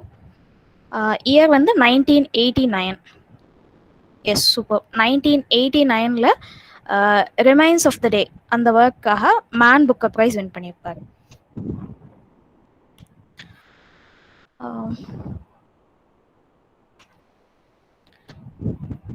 So இவர் வந்துட்டு ஒரு 8 novels கிட்ட எழுதியிருப்பாரு. அண்ட் இவரோட ஷார்ட் ஸ்டோரி கலெக்ஷனுடைய நேம்? இஷிகிரோவுடைய short story collection? Nocturnes. Yes, super. Nocturnes, 5 stories of music and nightfall. இஷிகிரோவுடைய ஷார்ட் ஸ்டோரி கலெக்ஷனுடைய title nocturnes, 5 stories of music and nightfall. And இவரோட ஃபர்ஸ்ட் 2 நாவல்ஸ் எதெல்லாம் அப்படின்னா a pale view of hills, a pale view of hills. Second novel an artist of the floating world. Second novel an artist of the floating world. So இந்த 2 நாவல்ஸும் setting எப்படி இருக்கும் அப்படின்னா ஜப்பானில் இருக்கும். Setting வந்து ஜப்பானில் இருக்கும். A pale view of hills, an artist of the floating world. இந்த 2க்குமே வந்து செட்டிங் ஜப்பானில் இருக்கும். அண்ட் இவரோட நாவல்ஸ் எல்லாத்துலேயுமே வந்து முக்கால்வாசி செட்டிங் எப்படி இருக்கும் அப்படின்னா ஒன்று வார் நடக்கிறதுக்கு முன்னாடி உள்ள செட்டிங் இருக்கும், இல்லை அப்படின்னா வார் நடக்கிறதுக்கு அப்புறம் உள்ள செட்டிங்காக இருக்கும். ப்ரீ வார் ஆர் போஸ்ட் வார் செட்டிங்காக இருக்கும் இவரோட நாவல்ஸ் முக்கால்வாசி இது. அண்ட் இஷிகிரோவுடைய நாவல்ஸ் பார்த்தோம் அப்படின்னா எல்லாமே வந்துட்டு ஃபர்ஸ்ட் பர்சன் நரேஷனில் இருக்கும் எக்ஸப்ட் ஒரு நாவல். எந்த நாவல்னு ஞாபகம் இருக்கா? Buried Giant. Yes, super, buried giant. So Ishiguro எல்லா நாவல்ஸுமே வந்துட்டு ஃபர்ஸ்ட் பர்சன் நரேஷனில் இருக்கும். ஒரே ஒரு நாவல் மட்டும் அதுலேருந்து எக்ஸப்ஷனாக இருக்கும். அந்த நாவலோட name the buried giant. The buried giant இது வந்து 2015 பப்ளிஷ் ஆகிருக்கும். இது வந்து தேர்ட் பர்சன் நரேஷனில் இருக்கும். தேர்ட் பர்சன் நரேஷனில் இருக்கும் த பரீட் ஜெயண்ட் அப்படின்ற நாவல். அண்ட் இவரோட நாவல்ஸ் வந்து எப்படி எண்ட் ஆகும் அப்படின்னா ஒரு கம்ப்ளீட்டான ஒரு எண்டிங் இருக்காது. ஏதோ ஒரு ரெசல்யூஷனோட அந்த நாவல் வந்து முடியாது. ஸோ அப்ரப்டாக முடிஞ்ச மாதிரி தான் வந்து முடிஞ்சிருக்கும். So his novels end without resolution. And இவர் வந்து எந்த 2 ரைட்டர்ஸால இன்ஃப்ளூயன்ஸ் ஆகிப்பாரு அப்படின்னு சொல்லி ஆல்ரெடி பார்த்துருப்போம். ஒன்று வந்து டோஸ்டோவ்ஸ்கி. டோஸ்டோவ்ஸ்கி ஸ்பெல் பண்ணிடுறேன், DOSTOEVSKY. டோஸ்டோவ்ஸ்கி இவர் வந்து ரஷ்யன் ரைட்டர். அண்ட் இன்னொரு ஆள் மார்சல் ப்ரௌஸ்ட். மார்சல் ப்ரௌஸ்ட் இவர் வந்து ஃப்ரெஞ்ச் நாவலிஸ்ட். ஸோ இஷிகிரோ 2 ரைட்டர்ஸ்னால இன்ஃப்ளூயன்ஸ் ஆகிப்பாரு. ஒன்று டோஸ்டோவ்ஸ்கி, இன்னொன்று Marcel Proust. First one Dostoevsky வந்து ரஷ்யன், மார்ஷல் ப்ரௌஸ்ட் வந்துட்டு ஃப்ரெஞ்ச் நாவலிஸ்ட். அண்ட் இவரோட நாவல்ஸில் உள்ள கேரக்டர்ஸ்க்கு ப்ராப்ளம்ஸ் இருக்கும். அண்ட் அந்த ப்ராப்ளம்ஸ் வந்து எங்கே இருக்கும் அப்படின்னா அவங்களோட பாஸ்ட் லைஃப்பில் இருக்கும். கேரக்டர்ஸ்க்கு ப்ராப்ளம்ஸ் இருக்கும். அந்த ப்ராப்ளம்ஸ் வந்து அவங்களோட பாஸ்ட் இதில் இருக்கும். ஸோ அந்த பாஸ்ட்டை எப்போ அவங்க அக்செப்ட் பண்ணிக்கிறாங்களோ அந்த பர்டிகுலர் டைமில் வந்துட்டு அவங்களோட ஒரி வந்து எண்ட் ஆயிரும். அவங்களுக்குள்ள கவலை பிரச்சனை வந்துட்டு அவங்க பாஸ்ட்டை அக்செப்ட் பண்ணி இதுதான் அப்படின்றத அக்செப்ட் பண்ணதுக்கப்புறமா அவங்களோட ப்ராப்ளம் வந்து சால்வ் ஆகும். இந்த மாதிரி தான் இவரோட நாவல்ஸ் வந்து அந்த ஸ்டோரி லைன் வந்து இப்படி தான் இருக்கும். அண்ட் இவரோட ஒர்க்ஸை ஒரு 3 ரைட்டர்ஸ் கூட கம்பேர் பண்ணுவாங்க. யாரெல்லாம் அப்படின்னா Salman Rushdie, Jane Austen, Henry James. Salman Rushdie, Jane Austen, Henry James. Okay, so இது வரைக்கும் பார்த்ததில் கொஸ்டின்ஸ் கேட்டுடுறேன். கஷுவா இஷிகுரோ எந்த இயரில் நோபல் ப்ரைஸ் வின் பண்ணியிருப்பாரு? 2017. எஸ், 2017ல. அண்ட் மேன் புக்கர் ப்ரைஸ் எப்போ? 1989 for Remains of the Day. Yes, 1989ல ரிமைன்ஸ் ஆஃப் த டே அப்படின்ற ஒர்க்காக. இவர் எந்த கண்ட்ரியில் பிறந்திருப்பாரு? Japan. எஸ், ஜப்பானில். அண்ட் இவரோட ஃபர்ஸ்ட் 2 நாவல்ஸ் எங்கே செட் ஆகிருக்கும்? Japan. Japan. எஸ், ஜப்பானில் செட் ஆகிருக்கும். ஃபர்ஸ்ட் நாவலுடைய name? Pale A View Pale View of Hills. Yes, A Pale View of Hills. Second novel? Artist of the Floating An World. Artist of the Floating World. Yes, An Artist of the Floating World. And இவரோட novels எல்லாமே எந்த மாதிரியான நரேஷனில் இருக்கும்? First person narrative. Yes, first person நரேஷனில் இருக்கும். Exception எது? The Buried Giant. Buried Giant. Yes, the buried giant. இதில் நரேஷன் எப்படி இருக்கும்? Third person narrative. Yes, third person நரேஷனில் இருக்கும். அண்ட் பரேஜ் ஜெயண்ட் எந்த இயரில் பப்ளிஷ் ஆகிருக்கும்? 2015. எஸ், 2015ல இருக்கும். அண்ட் இவர் எந்த 2 ரைட்டர்ஸால இன்ஃப்ளூயன்ஸ் ஆகிருப்பாரு? Marcel Proust. Yes, Dostoevsky and Marcel Proust. And இவரோட ஒர்க்ஸை எந்த 3 ரைட்டர்ஸோட ஒர்க்ஸ் கூட கம்பேர் பண்ணுறாங்க? Salman Rushdie, Jane Austen, Henry James. Yes, Rushdie, Jane Austen and Henry James. Ramalakshmi ஒரு 3 மினிட்ஸ்ல wind up பண்ணிருங்களா?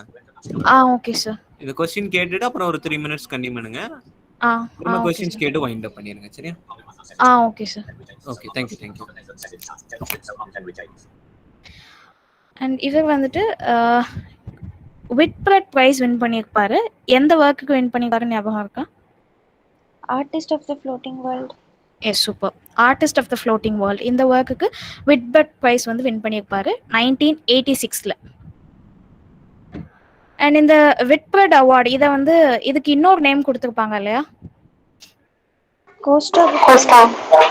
S, Costa book award. இந்த பர்டிகுலர் அவார்ட் வந்து எந்த ரைட்டர்ஸ்க்கு கொடுப்பாங்க? எந்த கண்ட்ரியை சேர்ந்த ரைட்டர்ஸ்க்கு கொடுப்பாங்க? It belongs to Britain and Ireland. Yes, Britain and அயர்லாண்டில் இருக்கக்கூடிய ரைட்டர்ஸ் இங்கிலீஷில் புக் எழுதுனாங்க அப்படின்னா அந்த பெஸ்ட் புக்ஸ்க்கு வந்து இந்த Costa book award or Whitbread award அப்படின்றத கொடுப்பாங்க. ஓகே, ஸோ இவரோட ஃபர்ஸ்ட் நாவல் வந்துட்டு பேல் வியூ ஆஃப் ஹில்ஸ். இது வந்து 1982ல் பப்ளிஷ் ஆகிருக்கும். அண்ட் இதோட செட்டிங் நம்ம பார்த்துப்போம், இங்கிலாண்டில் இருக்கும் அப்படின்னு சொல்லிட்டு. ஸோ இதில் வரக்கூடிய ப்ராட்டகனிஸ்டோட நேம் வந்து எட்சுகோ. ப்ராட்டகனிஸ்டுடைய name Etsuko, ETSUKO, Etsuko. So இவங்க வந்து ஒரு ஜாப்பனீஸ் விமன், இங்கிலாந்தில் வாழக்கூடியவங்க. She is a Japanese women living in England. இவங்களோட ஒரு டாட்டர் கெய்கோ அப்படின்ற டாட்டர் வந்து ரீசெண்டாக சூசைட் பண்ணியிருப்பாங்க. டாட்டரோட நேம் கெய்கோ, KEIKO. கெய்கோ அப்படின்ற டாட்டர் வந்து ரீசெண்டாக சூசைட் பண்ணியிருப்பாங்க. ஸோ அந்த சூசைடை பற்றி இந்த எட்சுகோவும் இவங்களோட இன்னொரு டாட்டர் யங்கர் டாட்டர் நிக்கி அப்படின்றவங்களும் வந்து பேசிட்டு இருப்பாங்க. அந்த மாதிரி இது வந்து ஸ்டார்ட் ஆகும். எட்சுகோ அந்த ப்ராட்டகனிஸ்டோடைய நேம், 2 டாட்டர்ஸ், கெய்கோ அப்படின்றது ஓல்டர் டாட்டர், அவங்க தான் சூசைட் பண்ணியிருப்பாங்க. நிக்கி அப்படின்றது யங்கர் டாட்டர். ஸோ இவங்க எட்சுகோவும் நிக்கியும் வந்து பேசுகிற மாதிரி இந்த நாவல் வந்து ஸ்டார்ட் ஆகும். And artist of the floating world இது வந்து செகண்ட் நாவல் அப்படின்னு பார்த்தோம். அண்ட் இதுக்கு இவர் என்ன ப்ரைஸ் வின் பண்ணியிருப்பாரு? Costa book award. Yes, Costa book award or Whitbread prize வந்து வின் பண்ணியிருப்பாரு. ஸோ இதில் வந்து நரேட்டர் யார் ஆர் ப்ராட்டகனிஸ்ட் யார் அப்படின்னா Masuji Ono. Masuji Ono spell பண்ணிடுறேன், MASUJI ஓனோ, ONO. ஸோ இவர் வந்து ஒரு வயசான ஒரு பெயிண்டர் மசுஜி ஓனோ. இது ஜப்பானில் இருக்கும் அப்படின்னு பார்த்தோம். பர்டிகுலராக வந்து போஸ்ட் வேர்ல்டு வார் 2 செட்டிங்கில் இருக்கும். வேர்ல்டு வார் முடிஞ்சதுக்கு அப்புறம் உள்ள செட்டிங்கில் இருக்கும். இது வந்து ஒரு ஹிஸ்டாரிக்கல் நாவல்.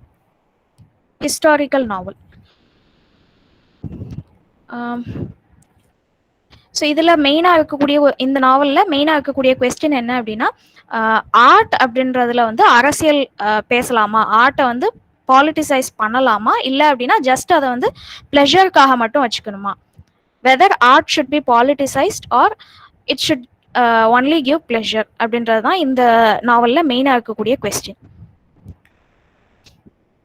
ஸோ இந்த இது வந்து போஸ்ட் வேர்ல்ட் வார் 2 செட்டிங் அப்படின்னு பார்த்தோம். ஸோ ஜப்பானில் வேர்ல்டு வாருக்கு அப்புறமா அந்த வேல்யூஸ், அவங்களோட கல்ச்சுரல் வேல்யூஸ் வந்து எப்படி இருக்குது, அதில் எவ்வளோ பெரிய இம்பேக்ட் கிரியேட் ஆகிருக்கு அப்படின்றத பற்றி இந்த நாவல் பேசும். வேர்ல்டு வார் 2க்கு அப்புறமா ஜாப்பனீஸ் வேல்யூஸ் எப்படிலாம் வந்து டெமாலிஷ் ஆயிருக்கு, என்ன மாதிரி மாற்றங்கள் வந்து இருக்குது, இம்பேக்ட் எப்படி இருக்குது அப்படின்றத பற்றி இந்த பர்டிகுலர் நாவல் வந்து பேசும். And artist of the floating world. So இது ரெண்டுலேருந்து மட்டும் கொஸ்டின்ஸ் கேட்டுடுறேன். இவரோட ஃபர்ஸ்ட் நாவல் என்னது? A Pale View of Hills. Yes, A Pale View of Hills. Published in the year 1982. Yes, 1982. Protagonist name? Etsuko. Yes, Etsuko. எந்த character வந்து suicide பண்ணியிருப்பாங்க? Keiko, her daughter. Yes, Keiko. And younger daughter name? Nikki. Yes, Nikki. And இவங்களோட second novel? An Artist of the Floating World. Yes, Artist of the Floating World. என்ன prize win பண்ணியிருப்பாங்க இதுக்கு? Whitbread Prize. Yes, Whitbread Prize. எந்த இயர்ல? 1986. Yes, 1986ல. And இதுல உள்ள protagonist name? Masuji Ono. Yes, Masuji Ono. இதோட profession என்ன? He is an old painter. Yes, he is an aging painter. And இதோட செட்டிங் எப்படி இருக்கு இந்த நாவலோட செட்டிங்?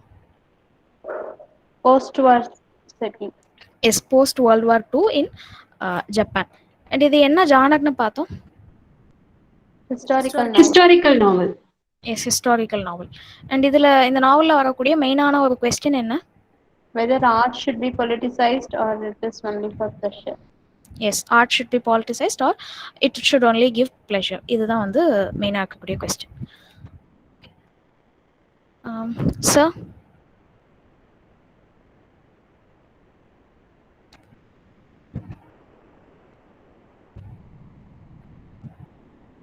ஸோ இது வரைக்கும் பார்த்ததுல எதுவும் டவுட்ஸ் இருக்குதா?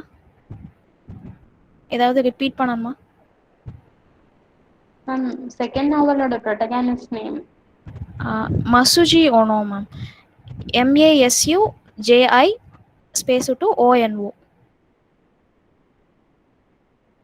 Yes, thank you Devaki ma'am. So Devaki ma'am போட்டுருக்காங்க. Okay ma'am. ஸோ வேறு ஏதாவது டவுட்ஸ் இருக்குதா? ஓகே மேம், இது பேல் வியூ ஆஃப் ஹில்ஸ் நாவலோட ப்ரோட்டகனிஸ்ட் தான். Yes sir. Etsuko, ETSUKO. Yes, thank you Renganachiyar ma'am. Chat பாக்ஸில் இருக்குது sir spelling.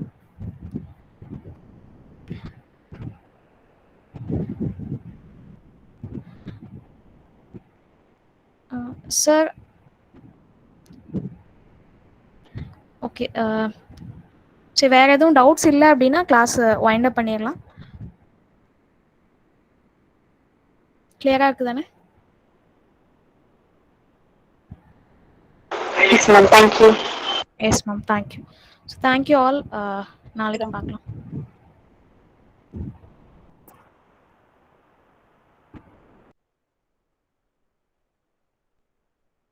Thank you, ma'am. Thank you, ma'am.